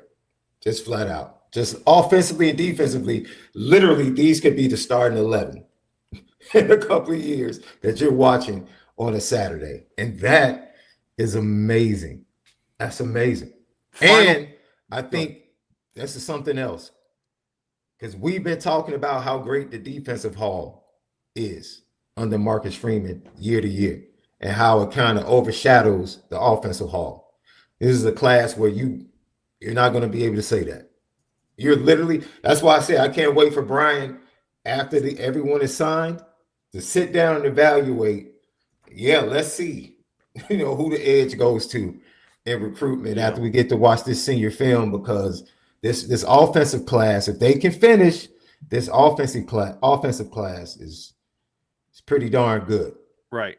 If they finish, that's the key. Trev, what are your thoughts? I mean, obviously you're looking at a little bit of a different time frame, but what are your just kind of thoughts on how this class would stack up from the time you followed recruiting? Yeah, I mean, because it's so complete, I'd put it in the top 5 in the last 30 years if they're able to close on everybody for all the points that you just laid out. You go back and think of the previous years where they recruited a great defensive lineman class when they brought in Julian Aquara and Dalen Hayes and those guys, but you recruited 4 guys to play 2 positions. Whereas in this class, if you close, you recruited 4 guys to play 4 different positions, and that's the ideal state that you want to be in. And then as far as a needle-moving gap-closing thing, I echo everything that you guys said there as well, because the perception is now starting to change as well. So this would be I would probably put it as a top 5 class before diving too deep into, what the 2016 class looked like, or because that class is kind of what propelled Notre Dame to, change things around in 17, 18, and that was kind of the class that kind of ended the streak of, all right, they're either going to go 12-0 or 8-5, or I guess in the 2016 season's case, 4-8. But I don't know how it stacks up with that. It doesn't have the Michael Floyd or the Dane Christ of the 2008 class, but what it has is a bunch of guys that are up in close to the discussion. Joey O'Brien, Kari Adams, Jonas Walton, Javian Osborne. And that's the difference for me right there, Trev. I think it's a great point. I don't know. There's not a Michael Floyd in this class. No. There now is a Kyle Rudolph, however. There is. And Ian Premer. And there's no Dane Christ. I like Noah Grubbs. He's not what Dane Christ was as a prospect. Where I would say the reason that I would, if they sign all 5 of those guys, the reason I would give the difference for me would be, as much as I love that Notre Dame 2008 class, there were positions where they weren't as strong, so like running back, they got a very good running back in that class, Jonas Gray. They don't have a Michael Floyd, but the depth of this receiver class, in my opinion, would be a little bit better. You look at the offensive line, you had Trevor Robinson, who's a dude. I liked Lane Cleland, Braxton Cave, Mike Golick. That there's not the depth of this class. And then you look at like the defensive line was very strong. You had Sean Swinar, who was a big-time prospect coming out, Ethan Johnson, Capron, Lewis Moore. Your D tackle wasn't quite as good as this one. You had Sean Swinar, but your number 2 was Brandon Newman, and you had Hafiz Williams. You didn't have the 2. And then the secondary, you couldn't even put a full secondary on the field. You only signed 1 corner in that class, in Robert Blanton. And then you signed 2 safeties, and that was a great safety class. Jamar Slaughter and Dan McCarthy was a great safety class. It didn't turn out that way because of injuries. Jamar was a pretty good player when he was healthy. Dan McCarthy might have been one of the 5 best players in that class if he doesn't get hurt. I will take that to my grave. 5 to 6 best players are going to get hurt. But that's the thing is there's just certain positions. And then the linebacker room was Anthony McDonald was a good player. And then your number 2 was David Puzz-Leslie because they recruited Darius Fleming and Steve Filer to be outside linebackers in the 3-4. The 2 off-ball linebackers weren't nearly as strong as this one. So I think to Sean's point, the overall talent of that group, you hit more notes. And then you look at the 2013 class, I think that's the other thing. That's the other class that I think is in this conversation. It's those 3 for me. You had obviously Malik Zaire was a top 150 player. You had a great running back class. This tight end class is way better than that one, and that one even had Durham Smythe. Receiver class that year was outstanding. Your offensive line class was outstanding. Mike McGlinchey, Steve Elmer, Hunter Bivin, Colin McGovern, John Montelis. Your linebacker class, Jalen Smith was outstanding. Doug Randolph was a good player. I liked Michael Deeb. Your D line, this was always the issue with Brian Kelly's classes, though. Here's the problem. He signed 2 defensive linemen. That's it. And then one of them didn't even come. Eddie Vanderdoes and then Isaac Rochelle. And then your DB class was really good as well, but not as deep as this one. Like, that's the difference. I mean, Isaac Rochelle's a heck of a football player. Eddie Vanderdoes is a heck of a football player. But you can't sign a class where you only sign 2 defensive linemen. You just can't. And that this is what makes, to Sean's point, this is what makes this class so special if they can finish. And that is that you literally have game changers at every position, potential game changers at every position. And some people look at quarterback because there's now a lot of negative buzz about Noah Grubbs, which I think is unfounded. A guy that was a borderline top 100 caliber player is now considered a position of, should you look at somebody else? I wouldn't. I like Noah Grubbs. Let's see how senior year goes. But man, that's what makes this a really, really just top level class, is that balance. But to your point, Trev, I don't have anybody as a 5-star on my current system. However, the thing that has to be considered is what makes my grading system different from what I used to do, and then what the recruiting services do is I take upside out of the current grade. It's all about what are you now. If I were to incorporate upside into the grade, I'd probably have Notre Dame with 3 5-stars in this class, probably 3. And it would be Javion Osborne, it'd be Ian Premer, and it'd be Joey O'Brien would be my 3. Kari Adams would be close. Ebenezer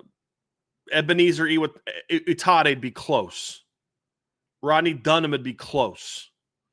Kaden Finley would be close. He'd be a borderline top 50 guy if I included upside. Jonas Walton is a top player. I mean, that's what makes this class so good, is there are some of those type of players. And that's what you want to see. Well, and I think last thing I'll say, one of the differences that I've seen with Marcus Freeman's recruiting is now the team is recruiting with an identity. They want to be an offensive and defensive line driven program. And I think that's starting to reflect in the athletes that they're bringing in. Under Charlie Weiss, they recruited with an identity. That's why the skilled talent was the way that it was. That's why they were able to go get Jimmy Clausen and Dane Christ and Michael Floyd and Golden Tate and guys like that. Kelly tenure, not really so much, but we can share that conversation for a different day. Many more RTCFs to come. But listen, folks, we're getting ready to switch over to the next segment of today's show. But before we get there, please be sure to hit that like button, hit that subscribe button, hit that notification bell. Share this podcast with your friends and family, anybody that you know loves Notre Dame and college football as much as you do. But as always, the best way to support what we do here, you see it scrolling down there at the bottom of the screen. Subscribe to the premium message boards at boards.irishbreakdown.com. It's public now. We can go. Good deal. All right, Brian. For the team segment of today's show, we're actually going to carry this over a little bit and talk a little bit more about team recruiting. Today. Got some breaking news. But we do have some breaking news. So 2027 linebacker Ellis Magaskin just committed to the University of Notre Dame. Happened minutes ago. Now, he is supposed to happen about 40 minutes ago. So we're kind of like, okay, what else can we talk about? Listen, with this fellas, class stuff? our vamping, you can add that to the resume. We're over here building resumes, gentlemen. But Ellis Magaskin has announced his commitment. He is now the 2nd overall commitment in the class of 2027. He joins Sean Kraft, who is the long snapper. He is right now, I believe he is a 3-star recruit by 247 ESPN. Yeah. And Rivals has him as star. top 100 player. Yeah. That's what matters. Anyone has him on as a 3-star is out of their freaking mind. He's number 78 in the country by Rivals, and he's a top 100 player on the Irish Breakdown board. So, yeah. There we go. There we go. But he is a 2027 linebacker, like I said, second commit overall in the class. Another big pickup. I mean, it goes back to what we talked about in the first conversation. They're recruiting at such a high level now that they're starting to be able to look down the road and start, pointing their attention to high caliber recruits. And this is a high caliber recruit for the 2027 class. So Brian, Ellis McGaskin commitment. It's a good one. Oh, it's a big one, guys. I mean, this is one of those ones where we talk about when you fill up and you meet your needs and your numbers at a position, it's really helpful because you can start focusing early on the 2027 class. And Notre Dame made a decision about a month or so ago that they were good at linebacker. There was 2 players they really liked. They liked Tank King and Talanoa Ely, and they knew they weren't going to get both of those guys. So they were just like, instead of we don't need a third, they were just recruiting those guys because they're really good players, and they're like, you don't say no to talent. But this is one where you looked at and said, okay, there's nobody else like that on the board. We don't need 3. And we'll get into more of the reasons why in the class impact section, but they didn't need a third linebacker, so they started focusing their attention on 2027 kids, and that allowed them to get a bunch of kids on campus in that first, in March, April, April, May, and then in June, or April and June, because the May period was a quiet period. But this is a kid that they turned on pretty quickly. There's 2 linebackers in the class that they have really zeroed in on in 2027.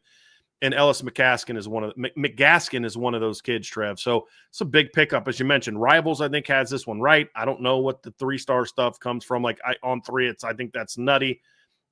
Kid as a sophomore in high school, guys. I'm gonna give you this number. This is nuts. As a sophomore on high school, he already has 272 career tackles, 34 career tackles for loss. Like, that is big time production. It's even more than, let me just give you his numbers. 272 career tackles, 34 career tackles for loss, 5 sacks, 5 forced fumbles, and 7 pass breakups. And he just finished his sophomore year of high school. Like, think about that. He just finished his sophomore year of high school in Alabama. So this is a big one. And then also, Sean, you and I have been talking a lot in this show about the importance of going down and getting, players in people's backyards. And this is a kid that they went out down to Alabama and got, and the number 2 school that for Ellis McGaskin, LSU. So Notre Dame was able to beat an SEC. I'm not saying I'm just saying that's an SEC school that you don't lose Southern kids to Notre Dame. You don't lose kids that they want. Georgia had started to ramp up their recruitment of him recently. They had him on campus recently. He had A&M offers. He had Florida State offers. A great offer list. And Notre Dame got that one done. And we'll talk about the backstory here. The backstory is real quick, guys. They got on him early, recruited him hard, and he came on campus on June 6th and was done. He was ready to commit. And they just said, hey, take a minute, go home, make sure this is what you want to do.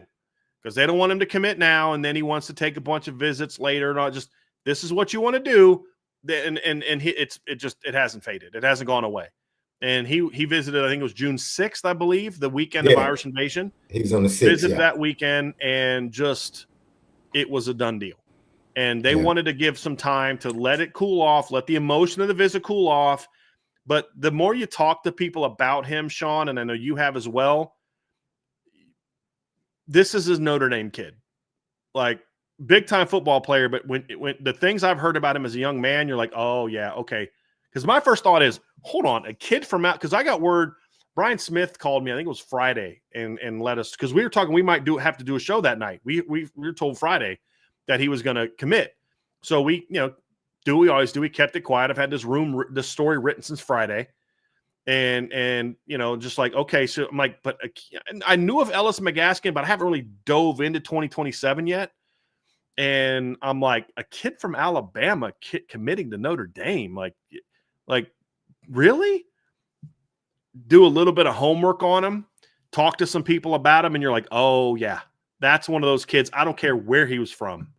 He was going to be a Notre Dame kid, and Notre Dame got it done and identified him great. And the thing I love about it is, as we dive into his profile, this is not your typical Notre Dame recruit. This is not your typical, like, oh, yeah, this guy's a great fit. This guy has all the measurables in the world that you'll want. No, he doesn't. But at some point in time, we've said this before, Notre Dame has a type that they like. But there are some kids that don't fit the type that they're just like, this kid's too good not to take. And that's exactly what Ellis Mask is, because he's 6 foot, 200 pounds. That's it. But when you put top on the film, I'm like, all right, I get it. I mean, he reminds me of a more – y'all are going to love this. He reminds me of a more athletic version of Tavon Coney. That's what he reminds me of for people who like comps. More athletic Tavon Coney. That's about all I need to say on that. Because Tavon Coney is a sophomore in high school, is about 6'1", 200 pounds. That's it. And this kid, y'all are going to love watching this kid's film. This is going to be a fun one. This is going to be an absolute fun one. This is but there's no magic story to this one, guys. Notre Dame's a big-time program. If you think of, and this is what I'm trying to tell people, this is a sophomore in high school. His only experience with Notre Dame is Marcus Freeman. That's it. Brian Kelly, he was in the 6th or 7th grade when Brian Kelly left. His knowledge of big-time football in Notre Dame is Marcus Freeman. In the 2 years he's been in high school, Notre Dame has gone 24-5 and played for the national title and has the hottest coach in the country. So when he visited in June, that first weekend of June, he already loved Notre Dame coming in. And by the time he was done talking to Max Bulla and Gardner Allman and Marcus Freeman, it's a done deal. Done deal. I was told he wanted to commit that weekend, but they were like, take some time. I don't know if he wanted to commit that weekend, but it might have been just like right after that weekend. But they were like, take your time, make sure this is what you want to do, take some other visits. And at the end of the day, this is what he wanted to do. And it just never wore off. And now he's the first commit in the class, Sean. And I just love the fact that you went into the South to get your first position player. Actually, your first two. Because Sean Kraft, the long snapper, is from North Carolina. So you've kicked your class off with a couple Southern kids. I can't think of a better way for Notre Dame to get things kicked off. And just to add some tidbits, I talked to him right after he got his initial offer. And he said, yeah, they told me that they like my playing style and my fit, which goes to what you just said. And I want to say kudos to Coach Bullock, because he has shown pretty much a trend. He identifies a guy that he wants and he gets him. Like, he identifies a guy that he wants and he gets them. And I love the way he knows exactly, if I get this guy, then I think this guy would play really good right next to him. I think they'll mesh well. And then I think they both can switch and play each other's positions. He has always done a masterful job since arriving of developing, but also being able to cross-train at the linebacker position as a coach. I think that's invaluable, especially when you go out on the recruiting trail, because it gives you a lot of flexibility when you're evaluating and when you're trying to set your class up. So kudos to him. And I talked to Ellis after he got back from Notre Dame on June the 6th. And he said two things that stood out to me, Brian, that I think ultimately led to the intel you just shared and him committing today. He said, Notre Dame, there's no place like it. This is what this kid said. That was his first time visiting Notre Dame. No place like it. No place like it. And then the second thing, he said, Max Bullock told me flat out, I'm his guy, and he made me a priority and made me feel like a priority. Yeah. That was it. Yeah. That was it. So, yeah, was it all recruitment is not this easy, ladies and gentlemen. No, it's not. Like this, but it's getting that way more and more for Notre Dame, though. Yes. I mean, it really is. Guys, this isn't like I know the On3 ranking, and I don't really care because they put way more into measurables than I think that they should. But, this is a kid that is a top 100 player. Rival sees him as a top 100 player. I think ESPN's the one that has him, just outside the top 100. And I'm curious to see what his ranking is now that On3 and Rivals are kind of becoming one. Actually, looks like On3 just jumped him up to 282 overall. 247, someone's a 3-star. They're clowns. But, number 78 player in the country. You look at his offer list: Florida State, LSU, Alabama, Auburn, Mississippi State, Texas A&M, Ole Miss, Tennessee, Florida, Penn State, Michigan, Ohio State, South Carolina, Arkansas, Missouri, Oregon, Kentucky. Got to click over to page 2. Georgia Tech, SMU, Nebraska, Miami. This kid's got an incredible offer list, but Notre Dame saw a kid they wanted early and got on him early. And again, the big reason why is because they did so well with getting Thomas Davis early, getting Jacoby Clapper early, that they were able to start transitioning to the 2027 at this position earlier. And this is why you're able to get it done. So this isn't some high upside 3-star kid that nobody knows about that you were able to sneak and get on early. Like that's how it happened with Keon Keeley. Remember when Notre Dame got Keon Keeley, nobody knew who Keon Keeley was. He was a 3-star kid, didn't have a big offer list. Then he blew up. This kid's already blown up from a recruiting standpoint. And Georgia just they haven't offered him yet, but Georgia's had him on campus talking about, maybe offering him. And it was just like, I don't need to wait for that. I know where I want to be. And, class impact wise, guys, I mean, you look at it, you just signed 2 linebackers in this last year's class. You had 3 in 2025, and 2 of the 3 are likely to redshirt. You had 3 in the 2024 class, 2 of them redshirted. You have a very young, deep linebacker room and a defense that is more and more and more going to being a 2-linebacker defense. That's just the reality of it. Then when they go 3 linebackers, it's now more a third guy's the pass rusher, not the rover. They're just not doing as much of that. And so you look at in the 2026 class overall is not a great linebacker class. And that's why Notre Dame was fine just taking 2. It's not a great linebacker class. 27 so far looks to be a much better linebacker class. And there's 2 kids that they identified early on, like they want those 2 for sure. Ellis Mask is one of them. We'll talk about the other one when we get to the what's next part. But so you kick your class off with a kid that I think can play either linebacker spot, to your point, Sean, but this kid just screams middle linebacker to me and how he plays. He's athletic enough to do Will, but this kid screams Mike linebacker. And he's 6'1", 200 pounds now. Some people list him as, 215 and those type of things, but I think he's 200, 205 right now. He's got a thick frame, though. He's going to be 220 by the time he's done with high school, most likely. He'll be similar size to Jaden Ausberry, but this kid hits like an absolute truck. And he just fits like a middle linebacker to me. And when I get to the kid that they're also recruiting that they'd love to pair with him, you're going to see why I think Mike is ultimately where I see this kid performing. So, man, I absolutely love this pickup. But class impact-wise, this is also, guys, a great way to start. This is a great way to start your 2027 linebacker class or defensive class, period, because you went down south and got a kid from Bama. And, like, this, to me, top-level kid, this is a great way to start your 2027 class. And I think it bodes well for that 27 class because the way I felt after the offers went out, I'm like, man, Notre Dame is really targeting some top elite guys, right? I can't, because I'm looking at guys like Quentin Burrell shooting up rankings, having a great offseason. Julius Jones putting on a great show at the OT7. And I'm like, okay, I'm excited to have Notre Dame solidify the wide receiver room so Mike Brown can now go focus on that 27 class. Max Bullock, he was able to get a guy like this and make him feel like a priority because he really didn't have anybody coming up during official visit season. I'm done with my 26th class. Like, we're interested in some other guys that are still left on the board.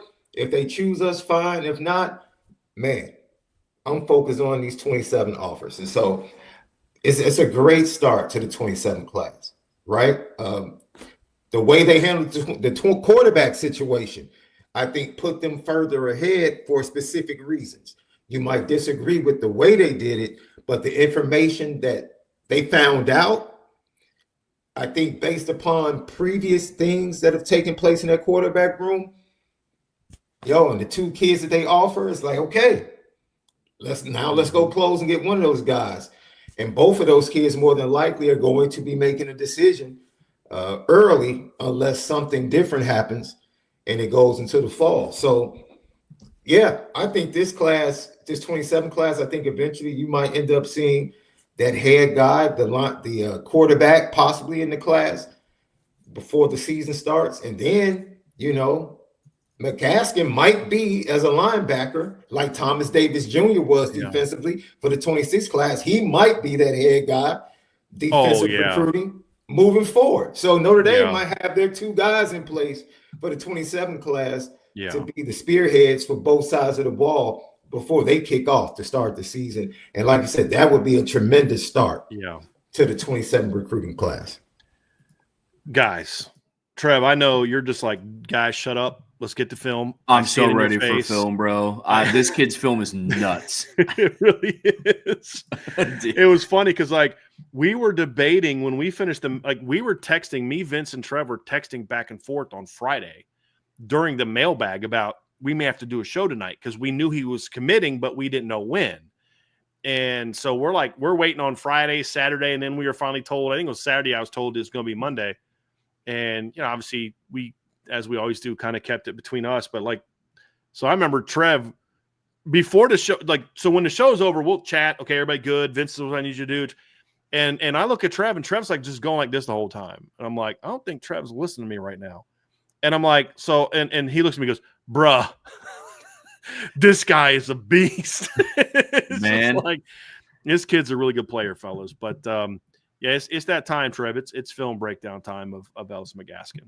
Love it. And it's gonna be a lot of fun. So here's this film, fellas. First thing you're gonna notice, obviously, it's not the biggest kid in the world, but if you can get past that and remind yourself that neither was Bobby Howard, neither was who I loved about that 2006 or 2005 linebacker room. Neither is Tavon Coney, but you'll see him number 5. This is sophomore film, guys. Just look at that power. You're going to see this a lot. You don't expect a kid who's 200 pounds to deliver that kind of force, and you see it all the time from this guy on film. But the other thing is, his short area quickness and speed, his ability to plant and drive downhill is exceptional. I love his change of direction. There's a pass play. You see him range. What I would say, Sean, I think his short area quickness, change of direction, and box speed and explosiveness is elite. I don't think his long speed is elite. I think it's good. So that's why I think he is a box linebacker, but he's rangy. But that short area, that burst, that playing from tackle to tackle, his quickness and speed is as good as you're going to see in the country. And look at what he does when he arrives at the football. Good night. Watch this. I mean, that is ridiculous. The film that I was watching last Friday was his freshman year film. And it was, oh my goodness. I mean, it's crazy. I mean, his hitting power is wild. Yeah. He's got a pretty well-built lower body, Sean. And that's what gives me hope that he'll be fine at linebacker. Look at that. He comes off a block, right? Locks the guy out. Look how well this kid's a very fundamentally sound player too. He's coached very well in high school, but look at the base. He steps. This offensive lineman who has no business trying to tackle him. This might be it. Maybe it's a tight end. Steps to him and he just uses his hands, never lets him get in his body. The block destruction, and look at the power with which he arrives at the football. He's not even stepping to that guy. He just quick coil, bam, pops the guy, just drives him back. That's what Tavon had, guys. That's what made Tavon so good. But Ellis is a much better athlete than what Tavon was, in my opinion. Yeah. The suddenness in this game is matched by the suddenness in his decision-making at the linebacker position because he sees it. He sees it, and then he goes. And his physical ability to be able to transition and then bring power with the speed at his size is absolutely amazing, Sean, man. Real quick, absolutely amazing. This is what you're talking about right here. Look at the line. The slot back, they're trying to get the defense thinking we're running to our left. He doesn't fall for it at all. Because why? Because his key is probably either the back or the guards. and he reads it. So they're trying to show a way, and he doesn't fall for it at all. Look how quickly he sniffs this play out. Mm-hmm. Like they're trying to bring a little trap backside. They're trying, the fullback's going opposite. The slot back is going opposite. The quarterback opens up like he's going opposite. They're bringing a little trap play behind, and he doesn't fall for it for a second. And then just bam, blows the play up. That's what you're talking about, Sean. Yeah, it's great that you're talented, and it's great that you have this and that and the other thing. But, man, when you can read like this also, it just makes you a force at linebacker. And it's ultimately Trev, it's way more important than the athleticism, because I've seen a lot of great athletes at linebacker that are very mediocre football players because they don't have that. Well, and he's always moving as he's dissecting what the offense is doing. He's always chopping his feet. So when he's already engaged when he finally reads what's going on with the play. That's why his first step is so quick. Especially in somebody's sophomore year of film, you can watch a lot and you can tell the difference between somebody who can make up for it with athleticism or somebody who really dissects the game well. And that's what this kid has done at such a high level, is he's always moving. He's always ready to go, always chopping his feet. How many times, guys, have we seen a college linebacker at Notre Dame or anywhere else on a play like this, see the quarterback start to run and overcommit, and then he throws the ball behind him? Mm-hmm. But Ellis does not. He stays on his guy, stays in his zone, and then recommits once the quarterback fully declares, and then watch how quickly he closes on the football and then just pops the quarterback. Because I'm like, I'm not going to do that again. I'm sliding next time. But just competition he's facing in this clip's not great, but look how quickly he reads it. Look how quickly he gets downhill. That translates no matter what your competition is.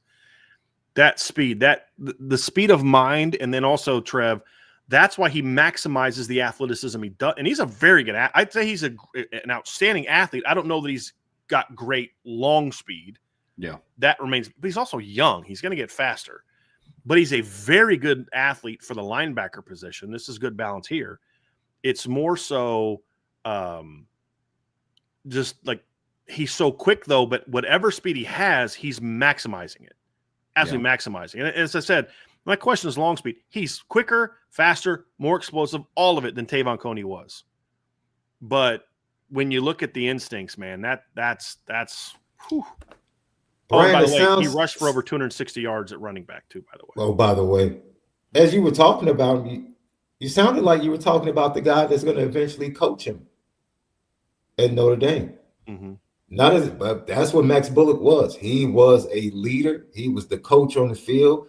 He saw things. He was very instinctive, not the fastest, but because he was able to play fast from a decision-making standpoint, you didn't see the 40 time on the field. Mm-hmm. He played faster than what the clock said. And so it's not apples to apples, because this kid is far more athletic. Right. But here, what Trevor pointed out, like, he plays, and what transitions is Max Bullock is getting a guy that he knows he can be my coach on the field. He's going to be an extension of me on the field because he plays the game in a similar style and fashion, which is what Ellis Mask said his first conversation was with Max Bullock. I love your style of play. I love your style of play because it was similar to how I played. You're not just an athlete. You're not just quick because, you have the physical gifting. You play the way you play because you know the game. You're fundamentally sound. Mm-hmm. And for you to see that, for Trevor to point that out from a freshman film, it's like, come on, man. This is just a special player. Yeah. He's just a special player. And it goes beyond 40 time and all. No, this is just a special football player at the linebacker position. He can probably end up with what, over 500 tackles in high school? Well, I mean, if he just stays on the pace he's on now, he's going to be at like 544. He's at 272 right now. So he's on pace for over 500 tackles. So just, man, this kid, and that's what I'm saying, Sean, is like, don't get it twisted. This kid can run. He doesn't have like Jalen Sneed open field speed. You know what I mean? He's more like he's more of what I saw from Jaden Ausberry. He's just more physical, or I shouldn't say more physical. He's more powerful than what Jaden was at the same age. Jaden's maybe a touch taller, but that's the play from earlier. Yeah, I like the overall skill set that this kid brings to the table. He's so smart. Trev, that's what you're referring. He's patient, but he doesn't flat foot. He's never just like standing there waiting to read. He's always moving. He's not overreacting. He's just a smart football player, man. This is a really good player. Trev, I want to bring up some sophomore film, some of the freshman film that you were talking about too, because that's Trev. What was your favorite part of his freshman film? Because I'm amazed anytime I see a freshman come in and play at that level. It's almost like if that's his floor, what in the world can his ceiling be? If that's his floor. Oh, yeah. His comfortability playing as a freshman was outstanding. His hitting power as a freshman was outstanding. But a lot of the things that you saw in his sophomore film, the patience, no wasted movement, flying downhill, it was all that. You'll see it when Brian pulls up the freshman film, but there's no lack of it. There wasn't a eyes too big type of moment, freshman on varsity type of thing. I mean, I'm just going to kind of let this one go, guys, because this is just really fun. This is just really fun film. Yeah, his freshman year film. Watch how quickly he gets through this hole. Dude, that decision. Yeah. That's a freshman seeing it like that. Yes. And then this play. Yeah. I mean, and then the next play is him at Wildcat taking it 35 yards to the crib. Yeah. His according to Max Preps, his freshman year he had 130 tackles as 142 tackles, 13 tackles for loss. He claims 18. As a sophomore, he had 130 tackles and 21 tackles for loss as a sophomore. So again, guys, this is a really impressive kid. Very smart. Fundamentals got better as a sophomore. Yep. A lot more sound tackler as a sophomore, but the instincts never changed. Like this play right here is an example, guys. This is a play where, he makes a great read, but he's also patient. He doesn't overcommit and allow that cutback. That running back sees that. A lot of guys go flying downhill and then you miss, and then a guy cuts back on you, but he doesn't. He plays a perfect inside-out angle and blows the guy up. To where the only way that hope that guy had was to try to bounce it outside, and he had the perfect angle for that as well.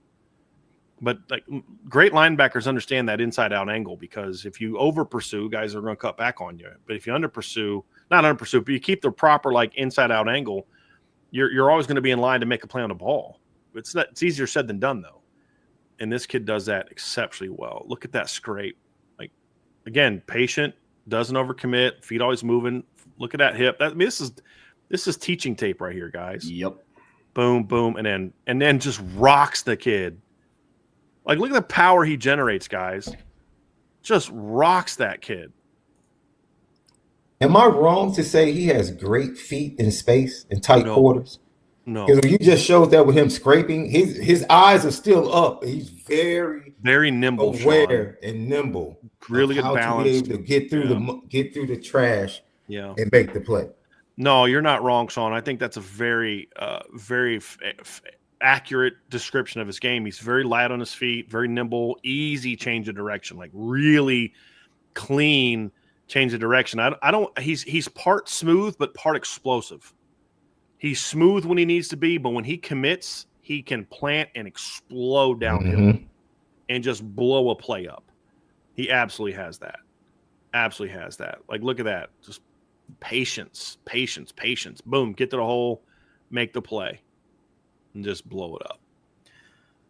Well, Brian, while his freshman film is kind of rolling here, when we talk about what's next, I'm sure there's a lot on the docket here because the 2027 class is just now taking off. So when you talk about what's next after, Ellis McGaskin's commitment, where do you start? Well, for now, I mean, the board is still evolving as a whole. So, like, I think the staff could get to 3 linebackers in this class again. We'll see.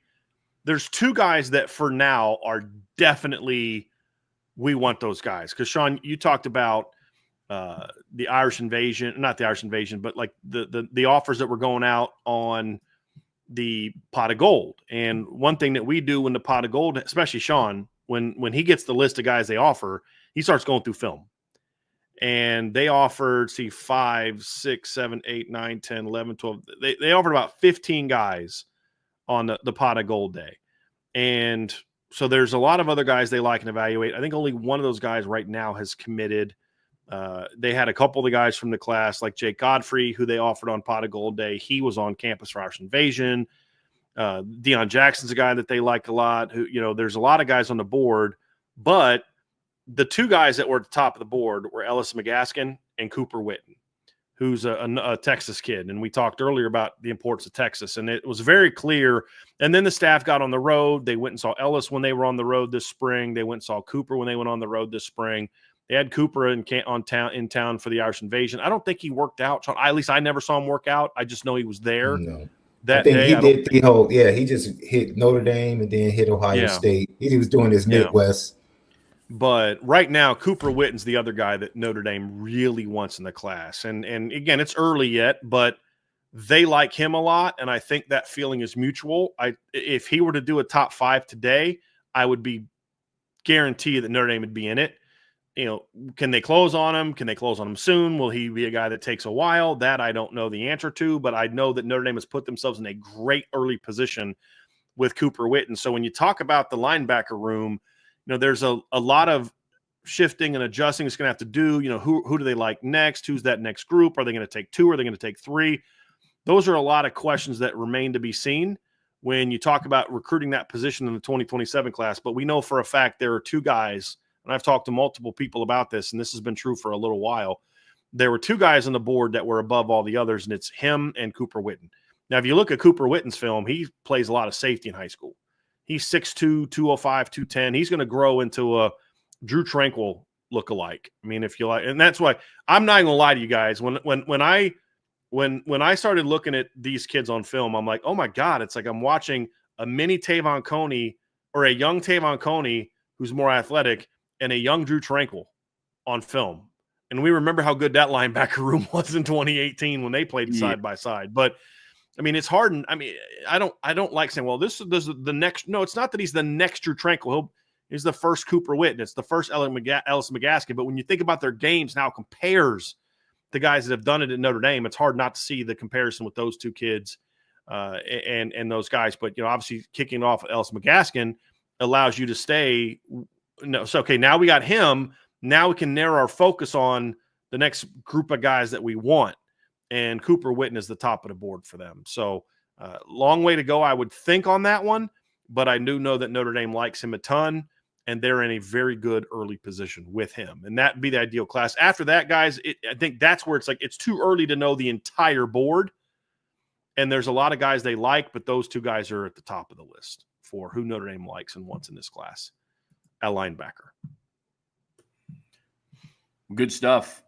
Well, listen, folks, that is going to do it for our coverage of Ellis Mask's commitment. He committed earlier this afternoon. Again, 2027 linebacker out of Mobile, Alabama. Brian, we did have a couple of super chats related to this commitment if you wanted to get to those before the third segment of RTCF today. Which is what now? What did I want to do? 2 super chats just about related to recruiting. Yeah, we can do that. First one from Charlie Weiss's last belt loop. Thank you for the super chat. Big move going into Mobile, Alabama to get this kid. Nah, no doubt, man. I mean, not that who you kick a class off with determines how your class is going to go, but when you can start going into areas that are not as friendly or to kick your class off with, I mean, it's hard not to take that as a bit of a sign. I mean, when you look at the 2026 class, the one we're talking about now, I mean, who was the first commitment in the 2026 class? It was the younger brother of a current starter on your football team. It was Dylan Faison. And their next commitment was Noah Grubbs, who they got on June 1st last summer. They didn't get their next commitment till November, and it was Thomas Davis Jr. So, it's been impressive how they've been able to dip in. I mean, back in the day, Sean, like they'd start their class off with like a Brad Carrico, like some Midwestern kid, that was a good player. I think Steve Elmer, I think, was like an early commitment one. You're a Michigan kid. Like last year, their first commitment was from Florida. Their second commitment was from Florida. The third commitment was from North Carolina. This year, their first commitment is from North Carolina, a snapper, but their first commitment from a position player is from Alabama.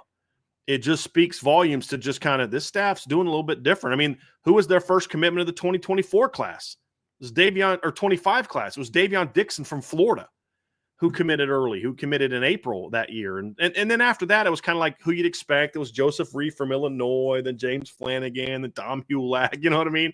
It was like those guys. And I think it was like Justin Thurman at one point in time and Daniel Anderson and some guys like that. And, but the last couple classes to be able to kick things off, going down south, not exactly friendly territory, and be able to kick things off the way they have is a really impressive feat for this Notre Dame staff. It really is. And again, it's not just some good player. This is an potential impact football player. Now, 2 years left of high school, so this is going to be a long time before he gets Notre Dame, but certainly a great, great way to kick off the defensive class in 2027. So, yeah, it's a big one, man. Definitely a strong foundation. Definitely, for sure. Yep. Then the last super chat from M. Moore 06. Ellis Magaskin. Let's go. Yeah, I mean, Sean, you can kind of wrap this thing up, man, just for us, but with this one. But yeah, this is a really, really, just really nice way to kick this class off. Yeah, and I'm going to tell you now, on the defensive side of the ball, the vibe with the 27 kids, there are a lot of defensive recruits that are really high on Notre Dame right now. Why would that be, Sean? Why would that be? And I'm talking about kids that had a potential to be top 50, top 75. And I'm talking about defensive line, linebacker, back end. If they finish this 26 class and then actually stack, if they start the process of stacking elite classes at Notre Dame, it's like, okay. College football is in trouble. We've seen a really good class, and then, okay, this is a good class, but I don't know if it's as good as last year's class. Like, moving forward, we might literally have honest debates about, well, I think 27 was better than 26. Well, I think 28 was better than 26. Well, 27 was better than both. It's like literally that's where they're trending from a recruiting standpoint. And it could get real scary. It can get real scary for the rest of college football. It will. Look, Sean, I mean, let's talk about why. Before we move on, let's talk about why. Why are defensive recruits wanting to play at Notre Dame? Because as you said, there's a lot of 2027 kids. Now, some of them won't end up at Notre Dame, but talking to Brian Smith, he was down at the Under Armour Future 50 thing, and there's some elite dudes at that event. And he's like, I don't know if Notre Dame's going to get this kid, but like this kid mentions Notre Dame. This kid mentions Notre Dame. This kid mentions Notre Dame. And you're seeing that, and there's really two reasons why. Number one, you've got to show that you can play elite football at that position. And they did that. They've done that. I mean, how do you look at Notre Dame if you're a young DB? Notre Dame is now one of the it programs if you're a young DB. If you're a young linebacker, you're looking at this program, you're like, dude, this is an it program. Defensive line's not quite there yet, but getting closer. You just had back-to-back All-Americans from seasons from Howard Cross and Riley Mills, and you went and you beat Georgia, you beat Penn State, you beat USC. And all of a sudden, kids starting to notice. And then the second reason is it's Marcus Freeman and the fact that he is a defensive coach. All kids are relating well to Marcus Freeman, but it's even more so when you look at defensive players because he does have that. Oh well, yeah. I mean, he's the head coach, but I mean, he's a defensive guy, And I think that's and we can say it. That's a big reason why they're having the success that they're having with defensive players especially. And that's what I say, if the offense does well this season, like we think it can, this is going to start looking real fun because at the end of the day, Sean, that's what it takes to compete for championships is to have those type of players, that type of unit. And you got to have it on both sides of the ball. That's what Bama did to start their run. That's what Georgia did to build their title team and their success. That's what Clemson did, is they start stacking those groups of, I don't care what the recruiting rankings say, just really good football players. And like you said earlier, those programs at some point became undeniable to recruits, right? Almost to the point where, okay, you can't negative recruit them. You're just going to have to go out and just beat them for a kid, right? What are you going to tell a kid about to not go to Clemson? What, the roster's too stacked? There's too much competition. Like, what? You can't talk about development. You can't talk about winning. You can't talk about Dabo is one of the greatest family men in college. Yes. How can you negatively recruit them? How could you negatively recruit Nick Saban? And Notre Dame is trending towards getting to that point. Like, okay, they went to the national championship. If they actually win a national championship, what? Okay, because these kids are believing in choosing hard now. It is a thing.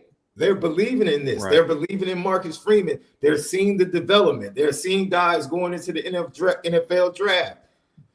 What can you use to negatively recruit against them now? Right. And when it gets to that point and it's undeniable, that's when it's like, okay, you just have to accept they're about to go on a run. Like, all right, here comes a 5-year run. There's really nothing we can do about it other than to weather the storm or just go out and recruit our tails off. And when we get a shot, try to beat them. That's really all you could do. Yeah, it's going to be fun, man. There's no doubt about it. It's going to be fun. Can't wait to be along for the ride. Well, all right, guys, that's going to do it for us covering Ellis McGaskin's commitment to Notre Dame. But don't go anywhere. We do still have one more segment left, and I think you guys are going to want to stick around for this one because it's going to be a really fun college football topic. But before we get there, please be sure to hit that like button, hit that subscribe button, hit that notification bell, share this podcast with your friends and family. But, of course, the best way to support what we do here is subscribe to the premium message boards. You see it scrolling down there at the bottom of the screen. Ellis McGaskin's recruitment, the continued coverage of the 26 class, because like we said in the earlier portion of today's show, there's going to be, ideally, more dominoes falling from some big recruiting weekends here in the next week or so. You find all of that in the Champions Lounge at boards.irishbreakdown.com. All right, gentlemen. To wrap up today's show, to wrap up RTCF, we are going to talk about college quarterbacks across the country. And this is an interesting year in college football because there's a lot of Power 4 programs that are going to be having new quarterbacks under center. Kind of the same narrative of last year, but a little bit different because a lot of programs are kind of going with some homegrown kids. Ohio State last year dipped into the portal. Notre Dame dipped into the portal. And both of those teams made it to the national championship. Now programs like that are going with more homegrown kids, people that they've developed themselves. And so what Brian did is he put together a list of the top 10 first-year quarterbacks heading into the 2025 season. But before we dive into that, Brian, because there's some quarterbacks in there that it's interesting, because you have Dante Moore, who started 2 years ago at UCLA, but now is going to step in full-time as Oregon's guy. So walk us through what the criteria is for this list. Yeah, so Sean and I have been having some fun. We've been wanting to do this one for a while, and Trev, and I'll talk more about why we want to do it in a second. But to answer your question, the criteria is basically: are you a true first-year starter? What does it mean to be a true first-year starter? That means you were not an injury fill-in for a few games. We kind of did a cutoff of 3 to 4 games. There are some guys that stepped in for injuries early. You could look at a Marcel Reed who didn't take over till halfway through the season, but then became the guy the rest of the year. You look at Dante Moore, who started, I think, 5 or 6 games as a freshman, but he was the starter and then got banged up and then came back and started again and then transferred. So he's a first-year starter at Oregon, but he's not a first-year starter. What makes this group unique is these are guys that have never really been starters before. And never again, we'll have a quarterback on this list that Notre Dame fans are very familiar with, who has started a bowl game before. Well, that's different than being your starting quarterback. That just means you filled in for a game. It doesn't mean you were the guy. And so really it's trying to look at the first time, the first quarterbacks who for the first time are the guy. They are the starter. It doesn't mean it doesn't have to be a guy that's never played or started a game before. So, for example, we will talk about Arch Manning. He has 2 career starts, but he wasn't the starter. He just filled in for an injured quarterback for 2 games, knowing he was going to come out of the starting lineup when that guy was done. And so that's really what it comes down to, because it is a very interesting dynamic, guys, because it is a year where so many big-time programs, like when you guys look at the top 4 schools on our list, it's like, boy, those are teams that you're expecting to compete for a championship this year, and they're going with a first-time starting quarterback. And so I just think that adds to some of the interest and excitement about the season. And Sean, Trev, you and I made a comment when we were doing our show about the top 10 quarterbacks. And Sean, I wish you could have been a part of that show. It was a lot of fun, although you and I talked a lot about quarterbacks when the offseason started. But one of the things that's so unique about this season, Trevor, is, there's some talented guys at the top of that board, but a comment that we made is a lot of the most talented quarterbacks are guys that we don't really know a lot about yet, or guys that are first-year starters that are going to have a lot to prove. But, man, some of the best talent is in the younger classes, and we're going to see that this year in a big way, guys. We're going to see some really talented young quarterbacks, and I'm all for it. I can't wait to see it, because I thought quarterback play this past year was down overall in college football. I didn't think it was like a great year for college quarterbacks, but you could see this coming because you knew who was redshirting. You knew who was kind of taking their lumps as first-year starters. You knew the DJ Lagways and the guys like that. Michael Van Buren, who's now going to sit out a year at LSU and probably take over next year, but you saw the future's bright with that kid, even though right now he's taking his lumps for a bad Mississippi State team. And it got you kind of fired up about the future of the position, because there has been a couple down years of the position, guys. I mean, you had some stars, some guys coming, you had the CJ Strouds, Drake Mays, Bryce Youngs, but there was a big drop-off, I felt, with some of the top guys in that group of players. And now you're seeing to where there's a chance to be some really great depth at the quarterback position and some really talented young players that we're going to be looking forward to. So these are first-year starters, top 10 first-year starters. Doesn't have to be a freshman or redshirt freshman. It could be a senior. And there actually is a couple older guys. But I'm ready to get into this. And here's what we're going to do. We have one list, the IB list, but we're going to talk about some guys that who we like. Sean, I know, had a list. He'll talk about where his guys were on his list as we go through this. And then at the end, we're also going to talk about some guys who didn't make the list that we have our eye on too. So I'm looking forward to it. You guys ready to go? Ready to rock and roll? Always. All right. Well, it's kind of funny, Trev. You mentioned something last week. I'm not a very big PJ Fleck fan. You know this. Everybody knows this. Haven't hide it. I'm still not hiding it. But I keep talking about PJ Fleck's team this offseason, and it's because I call them like I see them. No matter how I feel about you. And I like some things that they're doing at Minnesota. And they've got a young quarterback that's stepping in the lineup this year, guys, who's a redshirt freshman named Drake Lindsey. He is the reason Zach Pyron transferred out of Minnesota after the spring. Remember him? He started against Notre Dame last year, Georgia Tech, talented quarterback from Alabama, transferred to Minnesota, was supposed to kind of step in and be the guy, but got outplayed and beat out by Drake Lindsey this spring. Big old kid, 6'4", 6'5", 230, little bit slow-footed, which is my big concern with him. He doesn't have great feet, but if they can protect him, he's got a big arm.